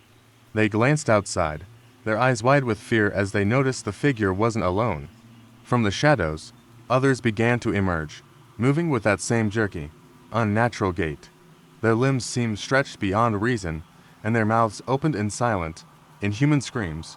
We bolted from the tent, grabbing only what we could and running into the night. The figures followed, their footsteps dragging behind us, so much slower than ours, but relentless. We didn't look back, not even when the trees began too thin and the sounds of our pursuers grew distant. We ran for hours until we found ourselves at the edge of the woods, panting and terrified. The first light of dawn was creeping over the horizon. We couldn't speak, couldn't make sense of what we'd just seen. But we knew one thing, those things were not of this world, and they were still out there, watching. It wasn't until we made it back to our car and drove far away from that place that we dared to turn around. The forest, with its twisted, dark trees, loomed behind us, silent and still. But on the edge of the clearing, just visible in the morning light, was that same figure, standing motionless, a dark, gaping hole for a face staring straight at us. And then it raised one long, thin arm and pointed. The bus ride was long and uncomfortable, but I couldn't complain. I was finally visiting my grandmother's farm for the summer, a place I hadn't seen since I was a child. My parents said she had been lonely, so I decided to take a break from my busy city life and spend the next 2 weeks out in the open fields. The bus dropped me off in front of the weathered farmhouse, the wood painted a peeling red that clashed with the green of the fields. I smiled, inhaling the crisp, dry air, trying to drown out the nagging feeling that I was forgetting something important. Grandma was waiting for me on the porch. Her hair was white, her smile wide and welcoming. We hugged, and she took my bags inside. The first few days were idyllic. Long walks through the meadows, fresh milk from the cows, and evenings spent on the porch as the sun sank into a horizon of tall, whispering corn stalks. But as the days wore on, I noticed the odd things. At night, when the world was dark and silent, I would hear a faint tapping sound, like a pebble hitting the window. I'd wake up, heart racing, and see only shadows in the moonlight. Grandma assured me it was just the wind, or the old house settling, but I didn't believe her. It wasn't just the tapping, there was something else. Something moving in the fields, just beyond the reach of the porch light. One night, I woke to the sound of footsteps crunching on the gravel outside. I sat up, breathless, listening. The noise came closer, slow and heavy, until it stopped. My heart pounded. I slipped into my shoes and crept to the window. The moonlight spilled across the land, casting everything in a cold, silvery glow. I gasped when I saw it. A figure stood at the edge of the cornfield, unmoving. It was tall, impossibly so, with thin limbs that seemed to bend in unnatural ways. Its head was tilted back, and its eyes were nothing but dark, hollow pits. I blinked and it was gone, vanished into the maze of stalks. My mind raced. It was too dark, too far for me to see clearly. I shivered, questioning my sanity. Maybe it was just an illusion, a trick of the moonlight. I turned to find Grandma asleep in her chair, breathing steady and deep. But when I looked at the clock, I noticed the time, 3:27 a.m., the same time the tapping had started, the same time the footsteps came. The next day, the sun hung heavy in the sky as I worked with Grandma in the barn. She hummed a tune while she sorted feed, and I thought maybe I had been imagining things after all. But, as the day ended and dusk began to settle, a low rumble in the distance caught my attention. It was coming from the direction of the cornfield. Grandma noticed too, pausing mid-task. Her eyes darted to the field, and a shadow flickered across her face. "It's the crows," she said, her voice unsteady. "They don't like it when he comes." I frowned, puzzled. "Who?" Grandma didn't answer, and I felt a chill spread through me. That night, I sat in the dark, the old house creaking as it settled. The tapping started again. And then, faintly, a low humming sound, like a twisted lullaby. I must have dozed off, because I woke to the sensation of something watching me. I turned my head, eyes adjusting to the faint light, and there it was, the figure from before, standing at the window. I wanted to scream, but my voice was caught in my throat. Its hollow eyes met mine, and it moved. Fingers splayed against the glass as if it were trying to press through. I scrambled out of bed, grabbing the nearest object, a heavy book, and threw it at the glass. The window shattered, and for a split second, the figure vanished. I ran to find Grandma. I found her at the kitchen table, staring out the window into the dark. She didn't turn to look at me, and when I approached her, I noticed her hand was pressed tightly against the glass, leaving behind a print I couldn't understand. It wasn't the mark of a human hand. "It's here," she whispered, eyes wide with a terror I'd never seen before. "And he's coming back." Suddenly, the sound of footsteps echoed outside. Not from the field, but from within the house. Slow, deliberate, right behind me. I didn't need to look. I knew I wouldn't like what I saw. The sun had just set as I drove down the narrow, winding road that led to my grandmother's house. I had come to visit her for the weekend, a rare trip to reconnect after years of living in the city. The countryside was always eerie at twilight, with fields that stretched out like dark, restless oceans and rows of trees that seemed to watch me as I passed up. My grandmother's house stood at the edge of a small, overgrown field, surrounded by clusters of wildflowers that seemed to move in the wind like they were whispering secrets. The air was still and heavy, tinged with the scent of damp earth. As I pulled up, the porch light flickered, casting shadows that rippled across the wooden planks. I stepped out of the car, the crunch of gravel underfoot sounding louder than it should have in the silence. The house seemed to sigh, its old wood creaking in protest as if it had been holding its breath. I knocked on the front door, and at the moment, my grandmother appeared in the doorway, a smile softening the deep lines of her face. "Oh, you made it," she said. Her voice was weak but warm, and she pulled me into a tight embrace. The first night was simple enough. We sat in the kitchen, ate homemade pie, and listened to the quiet hum of the night outside. The only sound was the occasional hoot of an owl or the rustle of leaves. But, as the clock struck midnight, I heard something that made me pause mid-bite. A faint tapping noise came from the direction of the back door. I glanced at my grandmother, who looked suddenly tense, her eyes darting to the hallway that led to the back of the house. "Did you hear that?" I whispered. She nodded, but her lips were pressed into a thin line. "It's probably just the wind," she said, though I could hear the tremor in her voice. I stood up and moved cautiously to the back door. The tapping was louder now, but there was no wind, no reason for it. My heart pounded in my chest as I reached for the latch and pulled the door open. Darkness met me, nothing but the field and the forest beyond. But then I saw a figure, cloaked in shadow, standing just at the edge of the clearing. It was too far away to make out any features, but it stood motionless, as if waiting. "Grandma, someone's out there," I called, turning back to look at her. Before she could answer, the figure moved forward, stepping out of the shadows. It was not human, not entirely. Its limbs were unnaturally long, joints bending in ways they shouldn't. and its eyes reflected the light from the porch in a sharp, unnatural gleam. I slammed the door shut and bolted it, my hands trembling. "We need to call the police." My grandmother's eyes were wide, tears welling up as she reached for my arm. "It's too late," she whispered. "It's already here." The tapping resumed, but now it was all around the house. The walls groaned as though something heavy was pressing against them. A sudden crash sounded from the kitchen, and I spun around to see the figure, impossibly thin and contorted, standing on the other side of the glass window, its mouth open wide, a black void lined with teeth that seemed to stretch forever. I grabbed my grandmother's hand, dragging her toward the front door.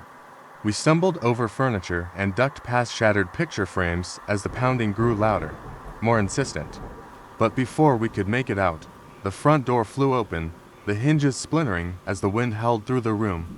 There, framed by the moonlight, was the figure, now more solid, more real than I could have imagined. It stared at us, a twisted, unholy grin stretching across its face. And then I realized the truth. It wasn't here to take us, not tonight. It had come for something else. And behind us, I heard my grandmother's voice, distant and hollow, whispering, "It's here for me." A scream tore through the night as the figure lunged forward. But before it could reach us, it stopped, a ragged shudder passing through its body. Then it crumbled to the floor, melting into a puddle of shadow and wet earth. I blinked, disoriented, and looked at my grandmother. Her eyes were closed, a peaceful smile on her face. The tapping had stopped. The silence returned, but this time it was different, oppressive, and final. When I stepped outside, the figure was gone, but I noticed something. In the field behind the house, the ground was cracked, and the soil was dark, almost black, as though it had been scorched. And in the moonlight, I swore I could see shapes forming, figures reaching up from the earth, waiting for the next visitor. I drove back to the city that night, heart heavy and mind reeling. The countryside was quiet again, but I knew better now. Some things are never truly gone. Some things are just waiting. I had never been a fan of large gatherings, but when my cousin invited me to her annual summer party at the family vineyard, I couldn't say no. The sprawling estate sat atop a rolling hill, its vineyards glistening under the late afternoon sun. The air smelled of sweet grapes and dry earth, and the distant hum of cicadas added a layer of calm to the scene. The party was in full swing when I arrived. Laughter echoed from the patio where friends and family mingled, glasses clinking as they toasted. I made my way through the crowd, exchanging greetings and grabbing a glass of chilled white wine. As the sun began to set, golden light spilled across the rows of grapevines, casting long, twisting shadows that seemed to reach for me. I wandered away from the main gathering, wanting a moment of solitude. The vineyard was beautiful at dusk, the sky streaked with hues of pink and purple. But as I walked deeper into the maze of vines, the air turned cooler, the buzz of the party fading behind me. I turned a corner and found myself at the edge of a small clearing. In the center was an old, rusted metal bench with ivy growing through its slats. I sat down, taking a deep breath as I watched the sky darken. It was then that I noticed a soft, rhythmic thudding sound coming from somewhere nearby. I stood up and looked around, trying to place the noise. It wasn't the wind, it was something much more deliberate. The thumping came again, louder now, from the direction of the old barn at the edge of the vineyard. My curiosity got the better of me, and I started toward it, the crunch of gravel beneath my feet the only sound as I walked. The barn was huge, with weathered wooden doors and broken shutters. I pushed one door open, just enough to peek inside. The dim light revealed dusty barrels, empty crates, and old farming tools. But it was what I heard next that made my blood run cold, a soft, wheezing laugh coming from deep within the shadows. "Hello." My voice trembled as I stepped further in. The laughter stopped, replaced by an eerie silence. The air grew heavier, like it was pressing down on my chest. Suddenly, the barn door slammed shut behind me. I spun around, heart racing, as the latch clicked into place. I pounded on the wood, shouting for someone to help me. No answer. I reached into my pocket for my phone, only to find it dead, the screen dark and unresponsive. I turned back to the barn's interior, searching for a way out. That's when I saw it, a figure standing at the far end, half hidden in shadow. It was tall, to tall, with limbs that seemed to bend in unnatural angles. Its head tilted to the side, and I caught a glimpse of its face pale, hollow-eyed, with a grin that stretched impossibly wide. Before I could scream, it moved. The sound of its uneven footsteps sent a jolt of terror through me as I backed away. The barn was suddenly filled with that same wheezing laugh, a sound so jarring I felt it reverberate through my bones. I grabbed a nearby pitchfork and held it out in front of me, the metal cold and trembling in my grip.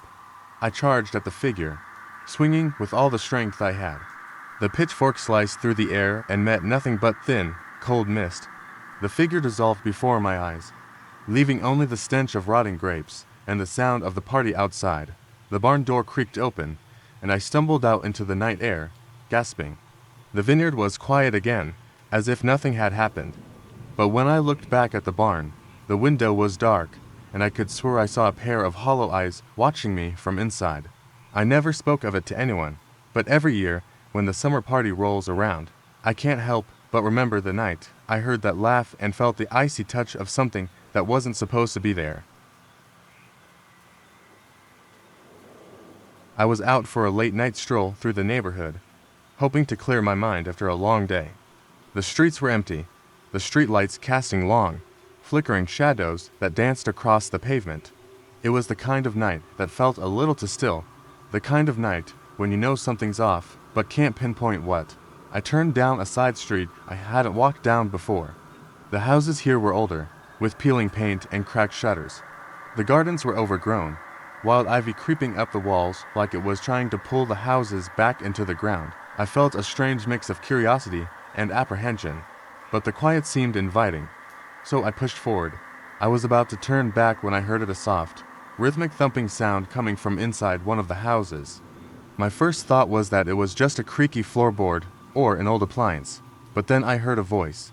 It was quiet at first, like a whisper, but it grew louder, repeating a single phrase over and over. "Help me, please." It's too late. My skin prickled. I glanced at the windows, but the curtains were drawn tight. I hesitated, torn between running and investigating. The voice was pleading, desperate. My instincts won out over my fear, and I found myself walking up to the front door, my knuckles white as I clenched them. The door creaked open when I pushed against it, as if inviting me inside. I stepped into the dark, the smell of mildew and something metallic filling my nose. The voice was louder now, coming from somewhere deeper in the house. I tiptoed through the living room, every floorboard creaking beneath my feet. I didn't know why I was going toward the sound, but it was like I was being pulled by an unseen force. I reached the stairs and paused. The voice was coming from above, echoing down like a tortured plea. "Help me, it's too late." I swallowed hard and started up the steps, my heart pounding as the air grew colder with each step. The hallway at the top of the stairs was pitch black, but the voice led me to a room at the end. I pushed open the door and gasped. The room was empty except for a rocking chair, which was moving back and forth as if someone had just left it. The voice stopped suddenly, and a heavy silence fell over the room. I could feel the air pressing against me, thick and suffocating. Then I heard a sound like breathing, close and ragged. I spun around, but there was no one there. The chair stopped rocking. My blood ran cold as I felt a presence behind me, something sharp brushing against my neck. I turned quickly and saw a figure in the hallway, a shadow with eyes that glowed a deep, unnatural red. I stumbled back, hitting the wall with a thud. The shadow moved closer, its limbs stretching impossibly long, and then I realized what it was. It was me, or at least a version of me, eyes hollow and face twisted in a grotesque smile. "It's too late," it whispered, reaching out with fingers that were more like claws. The last thing I saw before everything went black was the chair, which had started rocking again, as if waiting for me to take a seat. When I woke up, I was outside the house, lying in the grass with the first rays of dawn creeping over the horizon. I stumbled to my feet and ran home, my mind reeling. I never spoke about what happened that night, but I'll never forget the look in those eyes, and every night since then, I hear that voice, echoing through the quiet streets. "Help me, please, it's too late." The evening had been perfect, a last-minute road trip with friends, chasing the sunset along an old, winding highway that cut through rolling fields and endless orchards. We pulled off the road just as night began to fall, seeking the perfect place to stargaze.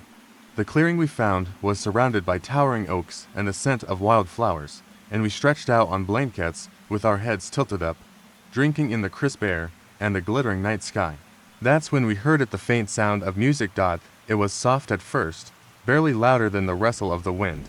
But, as we lay there, eyes wide with curiosity, it grew clearer. It was an old song, one with an ancient, mournful melody, like something out of an old folk tale.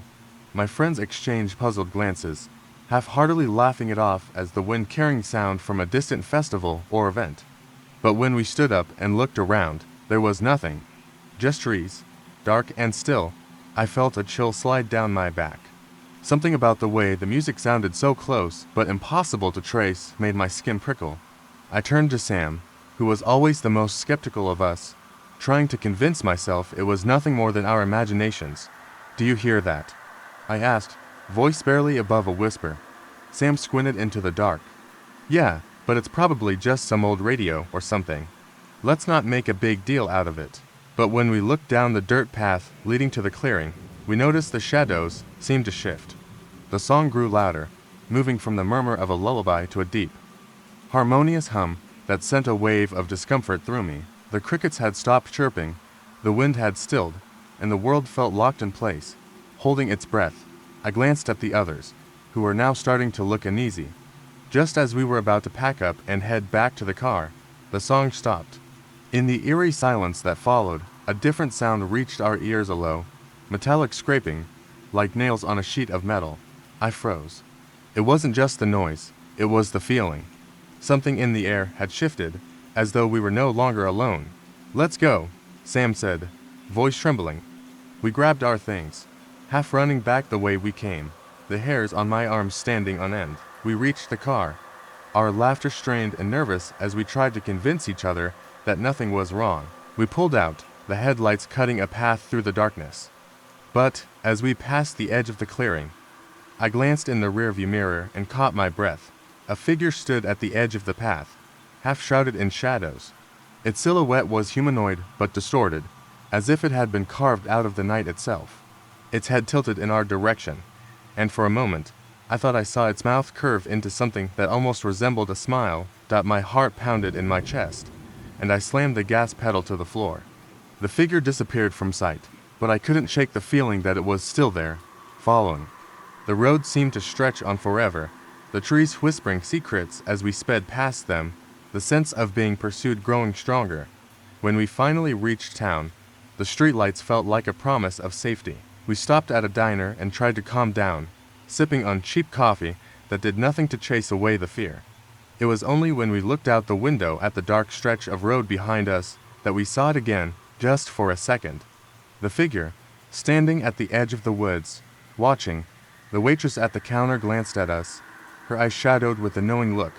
"You're not the first to see him," she said softly. "They say he comes when the music plays." We left before dawn, but I knew I would never forget the look in that creature's eyes.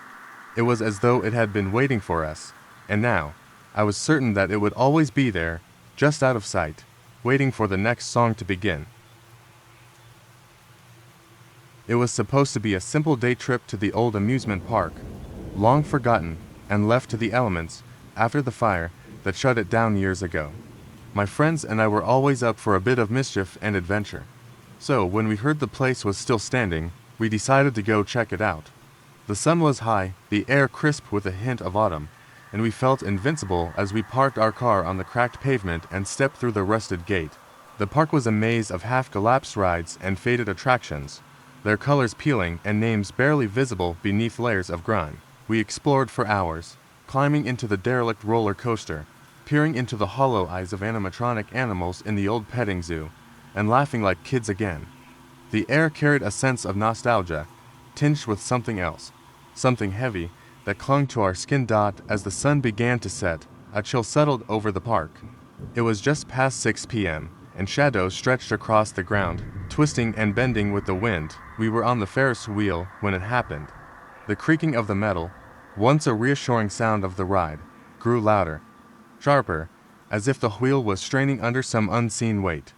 The laughter between us stopped abruptly as we looked out over the park, searching for what could be causing it. That's when I saw just a flicker at first, like a shadow dancing at the edge of my vision. I leaned over the railing to get a better look, but it was gone. I turned to my friends, trying to convince myself it was just a trick of the light. Their faces mirrored my own apprehension, and I realized none of us wanted to be there as the sun dipped below the horizon. The first sound was a sharp, metal screech that split the silence. It came from the direction of the old fun house. We all exchanged glances, the air between us charged with a fear that no amount of bravado could dispel. Without a word, we slid out of the Ferris wheel seats and started walking toward the noise, our feet crunching on the gravel path. The fun house loomed ahead, its mirrors shattered and its entrance yawning like a mouth ready to swallow us whole. We stood in front of the broken doors, breath shallow, before stepping inside. The musty smell of mildew and decay surrounded us, and our flashlights cast jittery beams across warped reflections that seemed to twist and stretch as we passed. We turned a corner and saw a figure, half hidden in the shattered shards of a mirror. It was a person, or it had been. The glass had splintered through its face, leaving an expression frozen mid-scream. I gasped, stumbling backward. My friends backed away too, eyes wide, bodies tense as we stared at the broken remains. But then, behind us, came the sound of footsteps, slow and deliberate, approaching from the darkened hallway. "Go," someone whispered, and we sprinted out of the fun house, hearts pounding. The path to the exit was obscured by the deepening night, but we kept running, pushing past the amusement rides and dodging the rusted remains of bumper cars. We glanced behind us, but saw nothing, just the stretch of empty, moonlit pathways. But when we reached the old ticket booth, the front door creaked open, and out stepped a figure. It wasn't human. Its limbs were twisted, bent at impossible angles, as if the bones had been replaced with wire and shadows. Its face was a warped mask, half hidden beneath a hood that seemed to flicker like flame. Before we could scream, it was gone, vanished into the night with a movement too quick to follow. We stopped only when we were outside the gate, gasping and clinging to each other, as if the park itself were trying to pull us back in. The next day, I scoured the news for any mention of the park. There was nothing, not a word about strange occurrences or people going missing. But every time I close my eyes, I see that figure at the ticket booth, eyes like hollow black pits, waiting for the next unwelcome visitors. We started our hike early, the sun just beginning to climb above the horizon, painting everything in soft hues of pink and gold. The weather was perfect, cool but not cold, with the kind of crisp air that filled your lungs and made you feel alive. The hike itself wasn't too difficult, and we made good time. The cliffs loomed ahead, their jagged edges sharp against the sky. By noon, we reached the highest point. We stopped to catch our breath and take in the view. Below, the ocean stretched out endlessly, its deep blue surface dotted with white caps. The rocks beneath our feet were slippery, but we were careful. There was no real danger, just awe at how wild and beautiful the world could be. We ate lunch on the cliffs, chatting about everything and nothing, when the first odd thing happened. At the far end of the cliff, just out of sight from where we were sitting, there was a figure. It wasn't someone from our group. This person was standing motionless, facing the ocean, a dark silhouette against the light. I squinted, trying to make out details, but they were too far away. I mentioned it to the others, but they just laughed it off. "Probably someone else out here," Mark said. "Lots of people hike this spot." But it felt strange. The figure didn't move, not even to adjust their posture, just standing still, unmoving. I turned away, trying to shake off the feeling of unease. It wasn't until we finished eating and packed up to leave that the figure became more troubling. We hadn't seen them leave, and the spot they were standing in was still empty. But the odd thing was, we now found fresh footprints in the dirt, footprints that led directly to the cliff's edge. I could tell they were recent, still deep and dark in the dirt, like someone had been standing right there only moments before. We followed the trail, but it led nowhere. The cliffs dropped sharply into the ocean below, with nothing but jagged rocks and a vast emptiness stretching out. There was no way the person could have just walked off the edge. It didn't make sense. I didn't say anything at the time, but the unease was growing in me. There was something wrong here. The longer I looked at the prints, the more unsettled I became. They didn't seem like the footprints of someone who had been hiking. They were deliberate, to precise, like they had been placed there for a reason. I tried to push it out of my mind, but as we began heading back down the trail, I couldn't shake the feeling that something was watching us. My skin prickled with an invisible tension. We continued, laughing and talking, but I kept looking over my shoulder as the afternoon sun dipped lower. We began to make our way back toward the parking area. That's when I saw it again, the same figure. This time, they were not far from us, standing in the shadow of a large rock. Their back was to us, but I could see something clearly. They were holding something in their hands, something I couldn't identify, but it was too big and too unnatural to ignore. I stopped walking, and my friends turned to look at me. "What's wrong?" Sarah asked, her brow furrowing.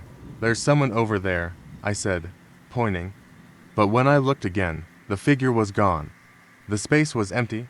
"Stop messing with us," Mark said, rolling his eyes. "There's no one there," but I was sure. I'd seen it clearly. My heart began to race. I wanted to leave, to get back to the car and drive far away from this place, but something made me stop. I wanted to believe I was imagining it, but deep down, I knew something was terribly wrong. We reached the parking area just as the sun was setting. It was a small, gravel lot with a single path leading to the main road. As we neared the cars, I heard a low, grating noise, like something scraping against stone.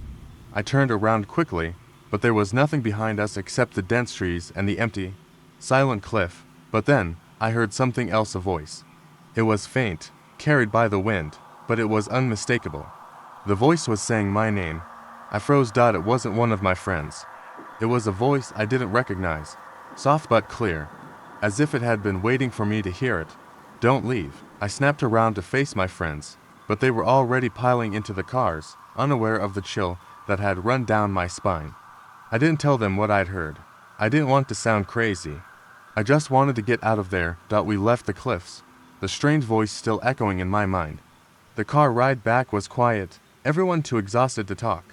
But when I got home later that night, I noticed something on my phone, a new notification, a picture. It was a photo of me, taken from behind, standing on the edge of the cliffs. But I was alone in the photo. The figure was nowhere to be seen. And then, I noticed something chilling in the background. There was someone else in the shadows, just out of view, watching me from a distance. The old library was as quiet as a tomb, but that was part of its charm. It was an ancient building with towering shelves that groaned under the weight of hundreds of thousands of books. I loved it, despite its creaking floors and dim, flickering lights. It was the one place I felt truly at peace, away from the noise and chaos of the world. I'd been working there as a night custodian for months, a job that suited me perfectly. On this particular night, I was finishing my last sweep of the upper floor, the one with the old, leather-bound volumes. The air was heavy with the scent of paper and dust, and the silence seemed almost to press against my eardrums. I just rounded a corner when I heard a faint, rhythmic tapping, like someone's nails drumming against a desk. I paused, peering into the shadows. The sound had come from the far end of the room, where the dim light barely reached. I should have told myself it was just my imagination, but the chill creeping up my spine told me otherwise. My heart pounded as I moved toward the noise, each step louder than the last in the oppressive silence. As I neared the sound, the tapping stopped abruptly. I stopped too, breath caught in my throat. The library was as still as before, except now I could hear my own heartbeat, echoing in the empty room. I glanced around nervously, the weight of unseen eyes pressing into my back. That's when I saw it. A book, on a pedestal near the window, was open, its pages fluttering as though someone had just turned them. But there was no breeze. I took a cautious step forward, eyes fixed on the book. The words written in old, spidery script seemed to twist and rearrange before my eyes, forming a sentence that made my blood run cold. "You shouldn't have come here." I backed away, my pulse hammering in my ears. I turned to run, but a low, guttural growl stopped me in my tracks. The growl came from the direction of the rows of bookshelves, the sound of something heavy moving through the dark. My mind raced as I strained to see what was there. I caught a glimpse of something dark, with too many limbs and eyes that glowed like embers in the dark. It was as if the creature was made from the pages of the books themselves, its form shifting and warping in a grotesque dance. I sprinted toward the stairs, my fingers fumbling for the keys on my belt. My heart was in my throat as I threw open the exit door, slamming it behind me and locking it as fast as I could. The growl continued, but now it was muffled, fading behind the thick, old wood. I stood there in the dark hallway, gasping for air, sweat pouring down my face. The echo of the creature's movements seemed to reverberate in my bones, even through the closed door.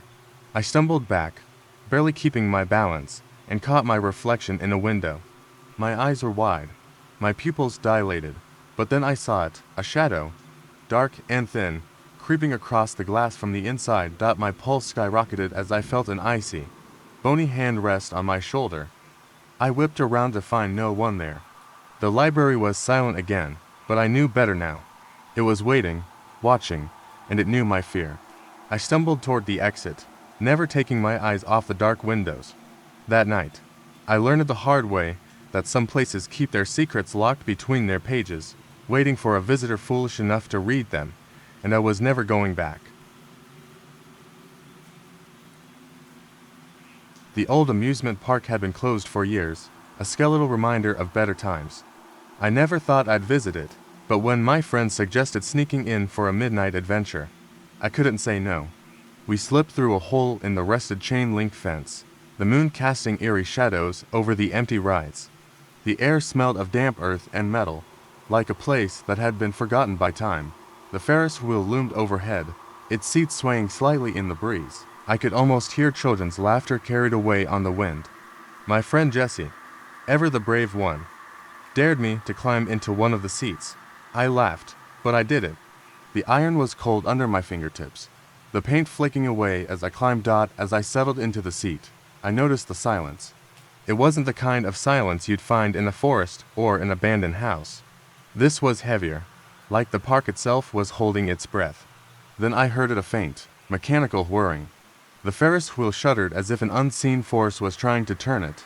I looked around. Everyone was still on the ground, staring up at me. "Hey, stop messing around," Jesse shouted, his voice echoing. I raised my hand, a grin playing at the edges of my lips, but before I could answer, the seat jerked forward.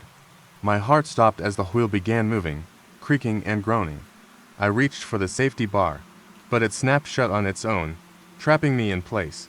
Panic clawed at me. The night seemed darker as I was lifted higher and higher. Below, my friends screamed, but their voices grew distant, swallowed by the relentless noise of the wheel turning. My pulse pounded as the wind picked up, ruffling my hair and tugging at my jacket. I could see the top of the roller coaster track, its rusted loops like skeletons frozen in time. And then I saw a shadow darting between the rides, moving too fast for the eye to follow. It was human in shape, but stretched and warped, limbs bending at unnatural angles. "Help?" I shouted, but my voice was lost in the wind. The Ferris wheel reached the peak, and I realized it had stopped moving. I couldn't move, couldn't breathe as I stared out at the park below me. The shadow paused, just under the carousel, its head tilted, eyes black and hollow, as if looking directly at me. The air crackled, sharp with electric tension. Suddenly, the carousel sprang to life. The horses spun wildly, their painted eyes glinting in the moonlight, and a low, grinding music began to play. The shadow moved again, closer this time, the edges of its form blurring as it approached the wheel. I was trapped, helpless, as the wind surged and the ride started moving faster. I clung to the seat, eyes wide with terror as the shadow reached the base of the Ferris wheel, feet skimming the ground. Then it jumped. Time slowed as it soared up, arms outstretched, its form twisting midair. I saw its face, a face like a broken mask with an impossible grin, eyes wide and gleaming with malice. The wheel snapped to a halt, throwing me forward. Everything blurred as I fell, and then there was only darkness. When I woke up, I was on the ground. The park was silent again, too silent. My friends were staring at me, their eyes wide and afraid. "Are you okay?" Jesse whispered. He helped me up, but something was wrong. My chest felt cold, hollow, like the air inside was slipping through me.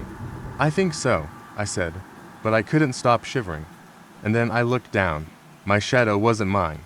It stood behind me, twisted and smiling, and I knew the amusement park wasn't empty.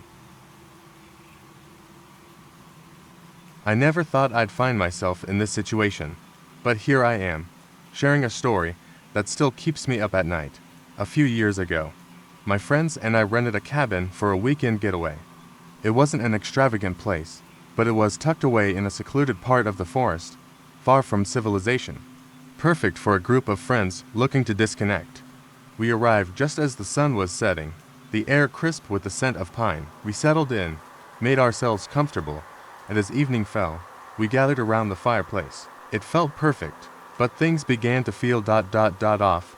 At first, I thought it was the isolation or maybe the silence that surrounded the cabin, but it was more than that. It felt like we were being watched. Around midnight, we decided to go to bed. The house grew quiet, save for the occasional creak of the old wood settling.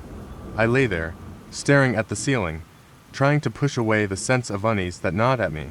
It wasn't long before I heard something faint, at first, like soft tapping at my window. I convinced myself it was just the wind, the trees brushing against the house. But then it came again, louder. It wasn't the wind. It was deliberate, like someone or something was knocking at my window. I lay there, paralyzed, heart pounding in my chest. The knocks grew faster, then stopped. I didn't dare look out the window. Instead, I turned on my side, trying to ignore it, willing myself to sleep. But sleep wouldn't come. I heard the sounds again, but this time they weren't from the window. It was at the door, slow, deliberate knocks, as if someone was waiting for me to answer. I sat up in bed, frozen, and listened. Then came the voice.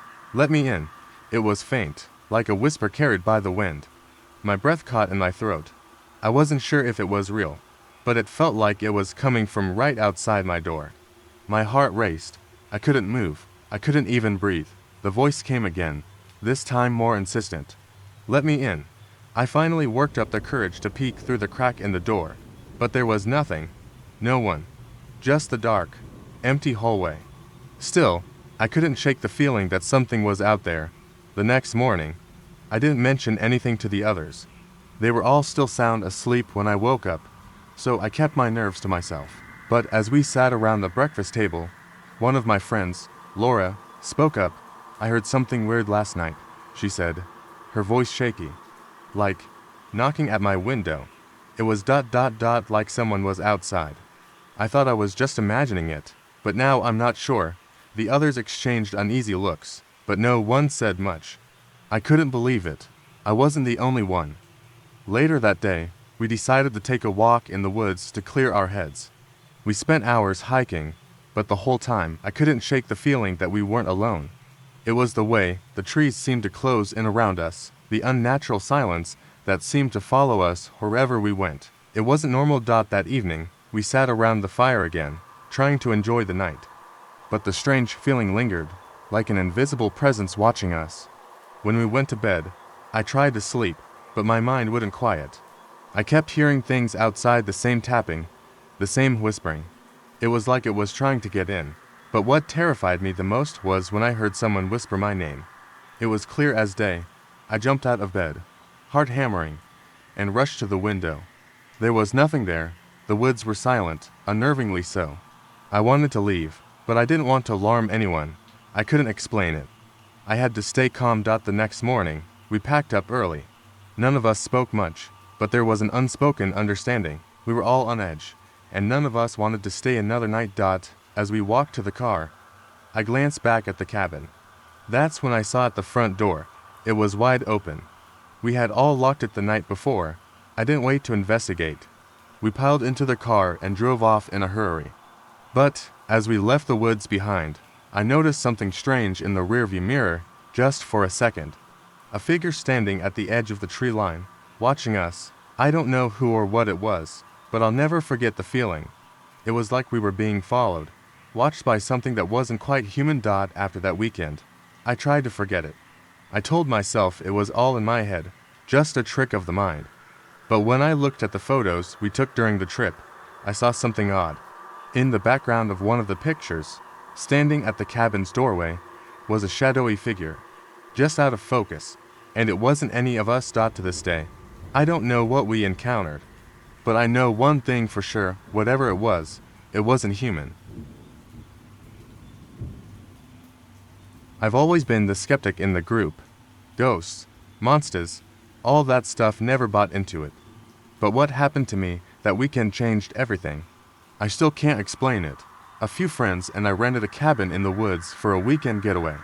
The kind of place you'd see in horror movies. Old, isolated, with trees crowding in all around. When we got there, the place was exactly as advertised: quiet, remote, perfect for getting away from the noise of the city. We unpacked, cracked open some beers, and spent the night swapping stories and playing cards. The first thing I noticed was how quiet it was. I mean, unnaturally quiet. No sounds of animals. No rustling of leaves, just silence. I didn't say anything at first. I chalked it up to being out in the middle of nowhere. But it felt off. That night, as we settled into our rooms, things started to get weird. I was in the downstairs bedroom, one of those with a single window that looked out into the woods.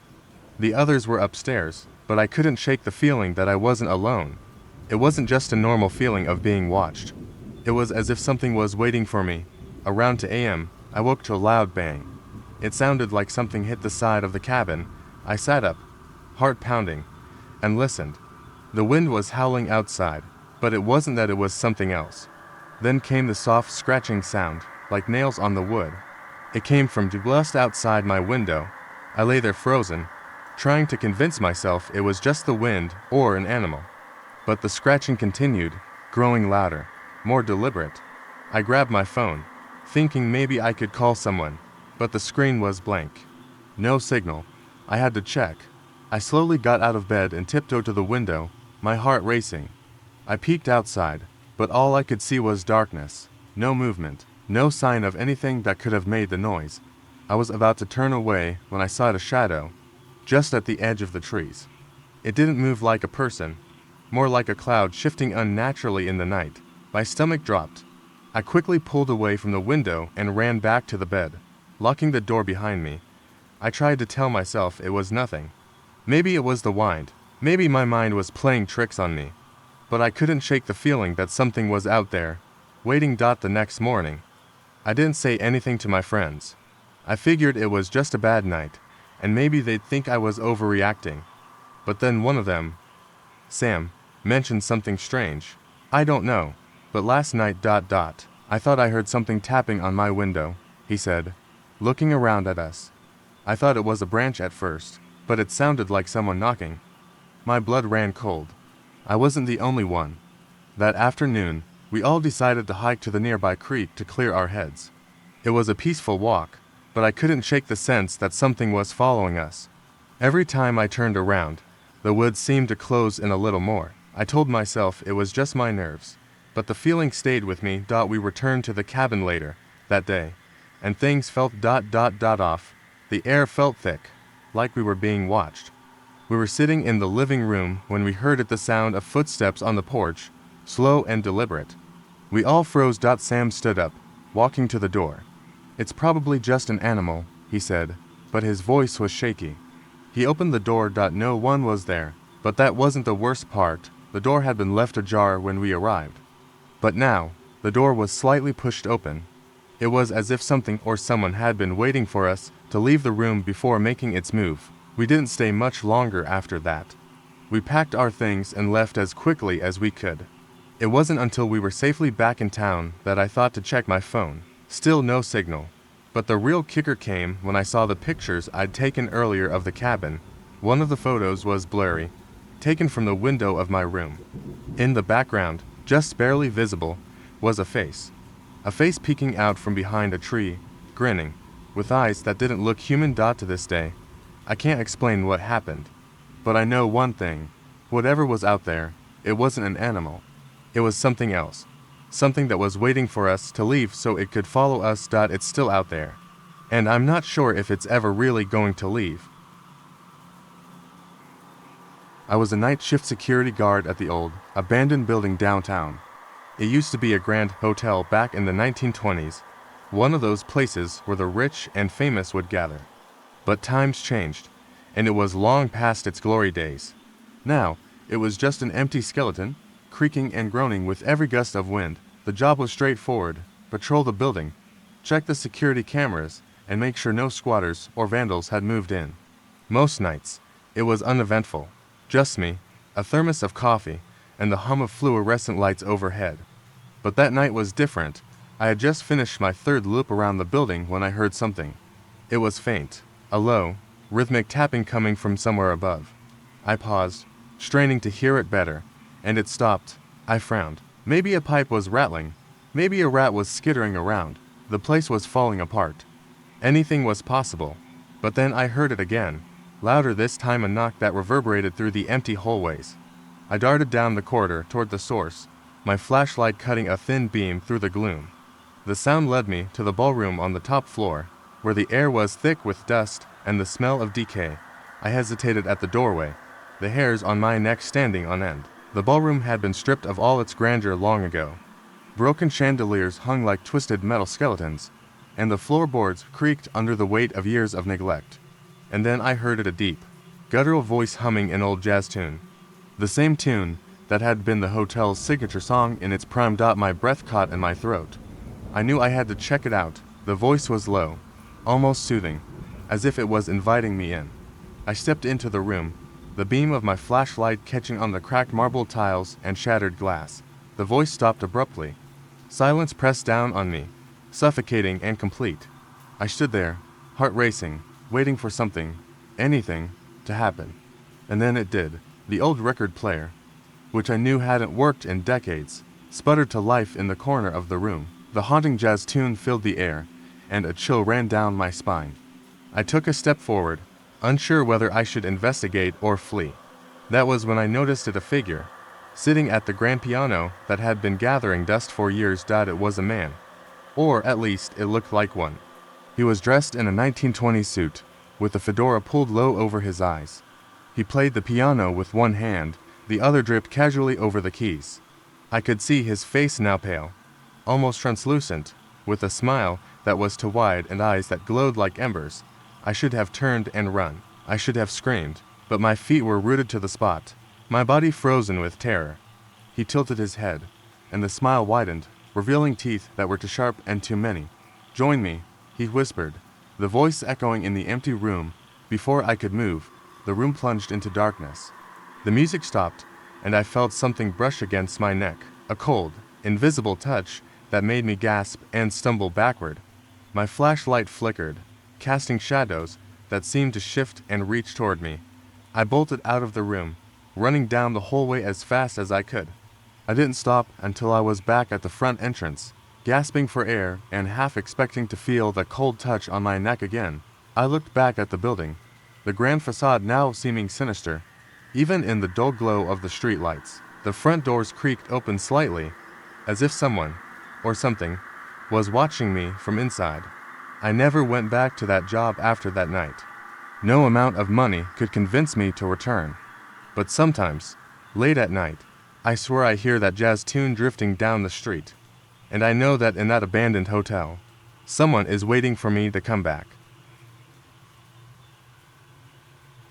We rented a cabin in the mountains, tucked away far from civilization. The plan was simple: a weekend to disconnect, drink some beer, hike, and enjoy each other's company. Nothing out of the ordinary, but from the moment we arrived, something felt wrong. It wasn't anything obvious at first. The cabin looked charming, old-fashioned but cozy, sitting quietly at the edge of a forest. But there was an eerie silence in the air. No birds, no animals, just the hum of the wind and the crunch of leaves beneath our boots as we unloaded the car. The first night was fine.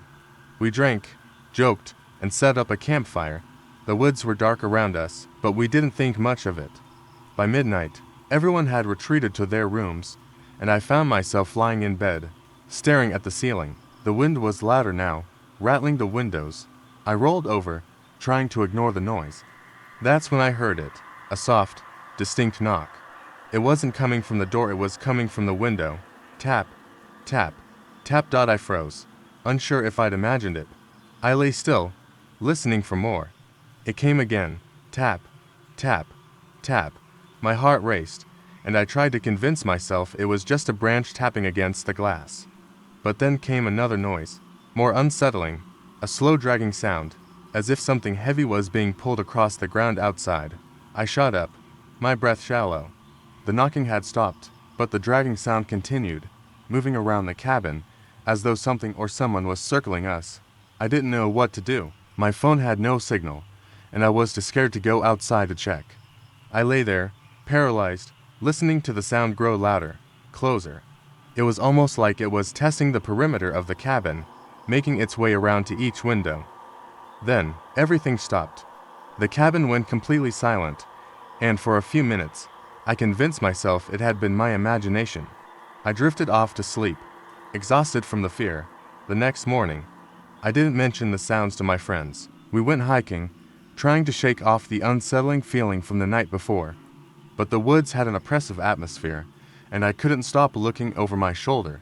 We made our way to a clearing, the sun barely breaking through the thick canopy above us. That's when I noticed something strange on the ground footprints, but they were too big. The print was deep in the mud, almost like something heavy had stepped there, probably a bear, my friend Jake said, brushing it off. But something about it didn't sit right with me. We made our way back to the cabin, eager to relax after the hike. That's when I saw it. The window in the front room, the one I'd been so sure I'd locked last night, was wide open. I walked inside, my pulse quickening. We hadn't opened that window, and I definitely hadn't left it unlocked. I checked the others, but they were all fine. My heart raced as I walked into the living room. The furniture was in its usual place, but the air felt wrong. A chill ran down my spine. As I turned to leave, I caught a glimpse of something in the corner of the room, a dark shape standing just out of view, barely visible against the wall. My breath caught in my throat. I moved toward it, slowly, cautiously, but when I reached the spot, it was nothing. Just an old coat hanging on a hook. I let out a nervous laugh, shaking my head. I was letting my imagination run wild. But that night, the knocking came again. This time, I didn't wait. I grabbed my flashlight and rushed to the window. I looked out, my heart hammering in my chest, but saw nothing. No shadows, no figures, just the trees swaying in the wind. The knocking stopped. I wanted to forget about it. Maybe it was just the wind, or the cabin settling, but deep down, I knew something wasn't right. I didn't tell anyone else about it. We packed up the next day and left, but as we drove away, something caught my eye.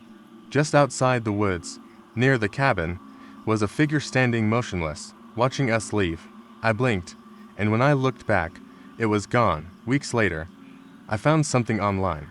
A news article about the area we had stayed in, a missing person case from 20 years ago. A couple had gone missing while camping there, and their bodies were never found. The article included a photo of the couple, and the thing that chilled me to the bone wasn't the tragedy, it was their faces. They looked exactly like us. I haven't been able to shake the feeling that we weren't supposed to leave that cabin. And maybe, just maybe, whatever was out there in the woods, knocking on our windows, wasn't finished with us. I never thought much about haunted houses or strange occurrences. I was always the one to brush off stories, but everything changed during a trip with some friends a few years ago. We decided to rent a secluded cabin for the weekend, far away from any city lights or distractions. It seemed like the perfect escape, peaceful, quiet, surrounded by trees. The first night was fine. We settled in, made dinner, and started telling ghost stories by the fire. I wasn't scared until we heard something strange around midnight. After we'd all gone to bed, I woke up to the sound of something tapping on my window. It was a rhythmic, slow tapping, like someone knocking. I told myself it was just the wind or a branch brushing against the glass. But then it happened again, a little louder this time. I felt a chill run down my spine. I got up to check, but when I looked out the window, there was nothing there, just darkness and the rustling of trees. I tried to shake it off, but I couldn't sleep. I kept hearing it, tapping, soft and persistent. Then, a voice, a faint whisper. It said my name, Sarah. I jumped out of bed, my heart racing. I looked around the room, but it was empty, still. The whispering stopped as soon as I looked out the window, but I felt something watching me. I couldn't explain it, but the air felt thick, charged with something I couldn't understand. I stayed awake the rest of the night, unable to shake the feeling that something was out there, something waiting. When morning came, I didn't tell anyone. They'd all us laugh at me, and I didn't want to sound crazy. But that evening, as we sat around the fire, one of my friends, Jake, casually mentioned hearing the same tapping the night before. Then, Emma spoke up. She'd heard the whispering too, only she thought it was just a dream. We all went silent. Maybe it's an animal, Mark said, trying to ease the tension. But we were all on edge now, aware of the strange sounds that had plagued us. Later that night, I decided to check the window again. Maybe I could convince myself it was just the wind or something. As I walked to the window, I felt a cold draft sweep across my skin. I pulled the curtain back, but the tapping was there again, like it was coming from just beyond the glass. I gasped, backing away, my mind racing. Then, I noticed something else. There was a shadow moving outside. It was too dark to make out details, but it wasn't the shape of a person, it was too fluid, like it was slithering, creeping around the cabin. I rushed to wake the others. We stood in the living room, staring out the windows, trying to make sense of what we were seeing. The shadow moved in circles around the cabin, and then it stopped right at the front door. There was no knock, just an intense silence that filled the space. We waited, holding our breath. And then, the door creaked open on its own, slowly, as if someone or something had entered. The door wasn't locked. It wasn't supposed to open like that. We rushed to the door, and as we stepped outside, we saw what had been circling the cabin. Footprints. Large, uneven prints, leading toward the woods. Something had been out there, watching us, moving around the cabin. But what terrified me most wasn't the footprints, it was the set of prints that led right back to the door. Whoever, or whatever it was, had been right inside with us, watching, waiting. We didn't stay the next night. We packed up quickly and left, too frightened to even consider staying any longer. To this day, I can't explain what happened, but I know one thing for sure: something was in that cabin with us. Something that moved without a sound, waited without a breath, and followed us back home. The question still lingers in my mind: is it still waiting? It was supposed to be a simple weekend getaway, a break from the chaos of life. My friends and I rented an old cabin in the woods. Remote, quiet, peaceful, or so we thought. We arrived just before sunset, the air thick with the smell of pine.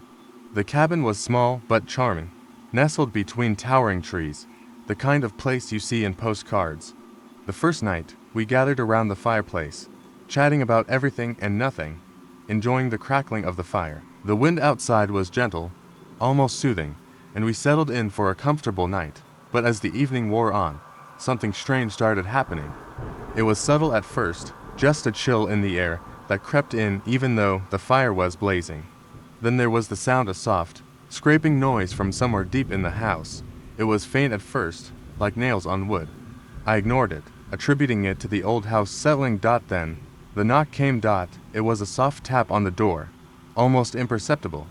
At first, I thought it was just my imagination, but then it came again, louder this time. Tap, tap, tap.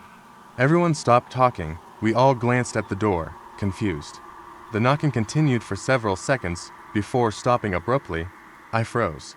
It wasn't the wind. It wasn't an animal. We were miles away from any neighbors. There was no way anyone could have wandered up here without us hearing them. We all got up and checked the door, half expecting someone to be standing there, but there was nothing, no one. Just the dark, empty woods. We laughed it off, assuming it was some odd sound from the house itself. But as the night wore on, things started to feel off. The temperature dropped, the wind picked up, but it wasn't the usual gusts of wind. It was unnaturally consistent, like something was pushing against the house. I couldn't shake the feeling that we weren't alone. Around 3 a.m., I woke up to a loud bang. It echoed through the cabin like someone had slammed a door somewhere. I immediately sat up, heart racing, and listened. The wind had stopped. Everything was eerily silent. Then, the same scraping sound started again, this time from just outside my room. I got up slowly, my feet heavy on the floorboards, trying not to make a sound. I peeked out through the small crack in my door. Nothing, just the dark hallway stretching out in front of me. But then, I saw a movement in the corner of my eye. A figure, standing still at the far end of the hall, half hidden in shadow. It was tall, The figure didn't move, but I could feel its presence like a weight pressing on my chest. I couldn't breathe. I stepped back into my room, my pulse pounding in my ears. I wanted to scream, to run, but my body wouldn't move. I pulled the blankets over my head, trying to shut out the fear. The next morning, the others didn't seem as rattled. We all pretended like nothing happened, but I couldn't shake the feeling that something was wrong. Something had been watching us. Later, that afternoon, we decided to take a hike to clear our heads. We walked through the woods, the trees whispering above us in the wind. As we returned to the cabin, I saw something that made my blood run cold. The door was ajar wide open. We had locked it before we left. We rushed inside, but everything seemed normal. No sign of forced entry. Nothing out of place. Just the same unsettling quiet that had followed us since the first night. But when I passed the hallway mirror, I saw something that made my stomach drop. There was something behind me. A shadow standing, just out of view, its outline faint but unmistakable. I spun around. Nothing. I was alone. I didn't tell anyone. How could I? They wouldn't believe me. But that night, I stayed awake, watching every creak and groan of the house. The door remained locked, but I could feel it. Something was still out there, watching. We left the next morning, eager to put the cabin behind us. But when we returned home, I received a message from Mark. He had gone back to the cabin alone a week later to retrieve something he'd forgotten. When he went inside, everything seemed fine until he found something strange on the kitchen counter. There was a note. It read, "You were never supposed to leave." He never went back. To this day, I have no idea what was at that cabin. But I know one thing for sure, we weren't the only ones there.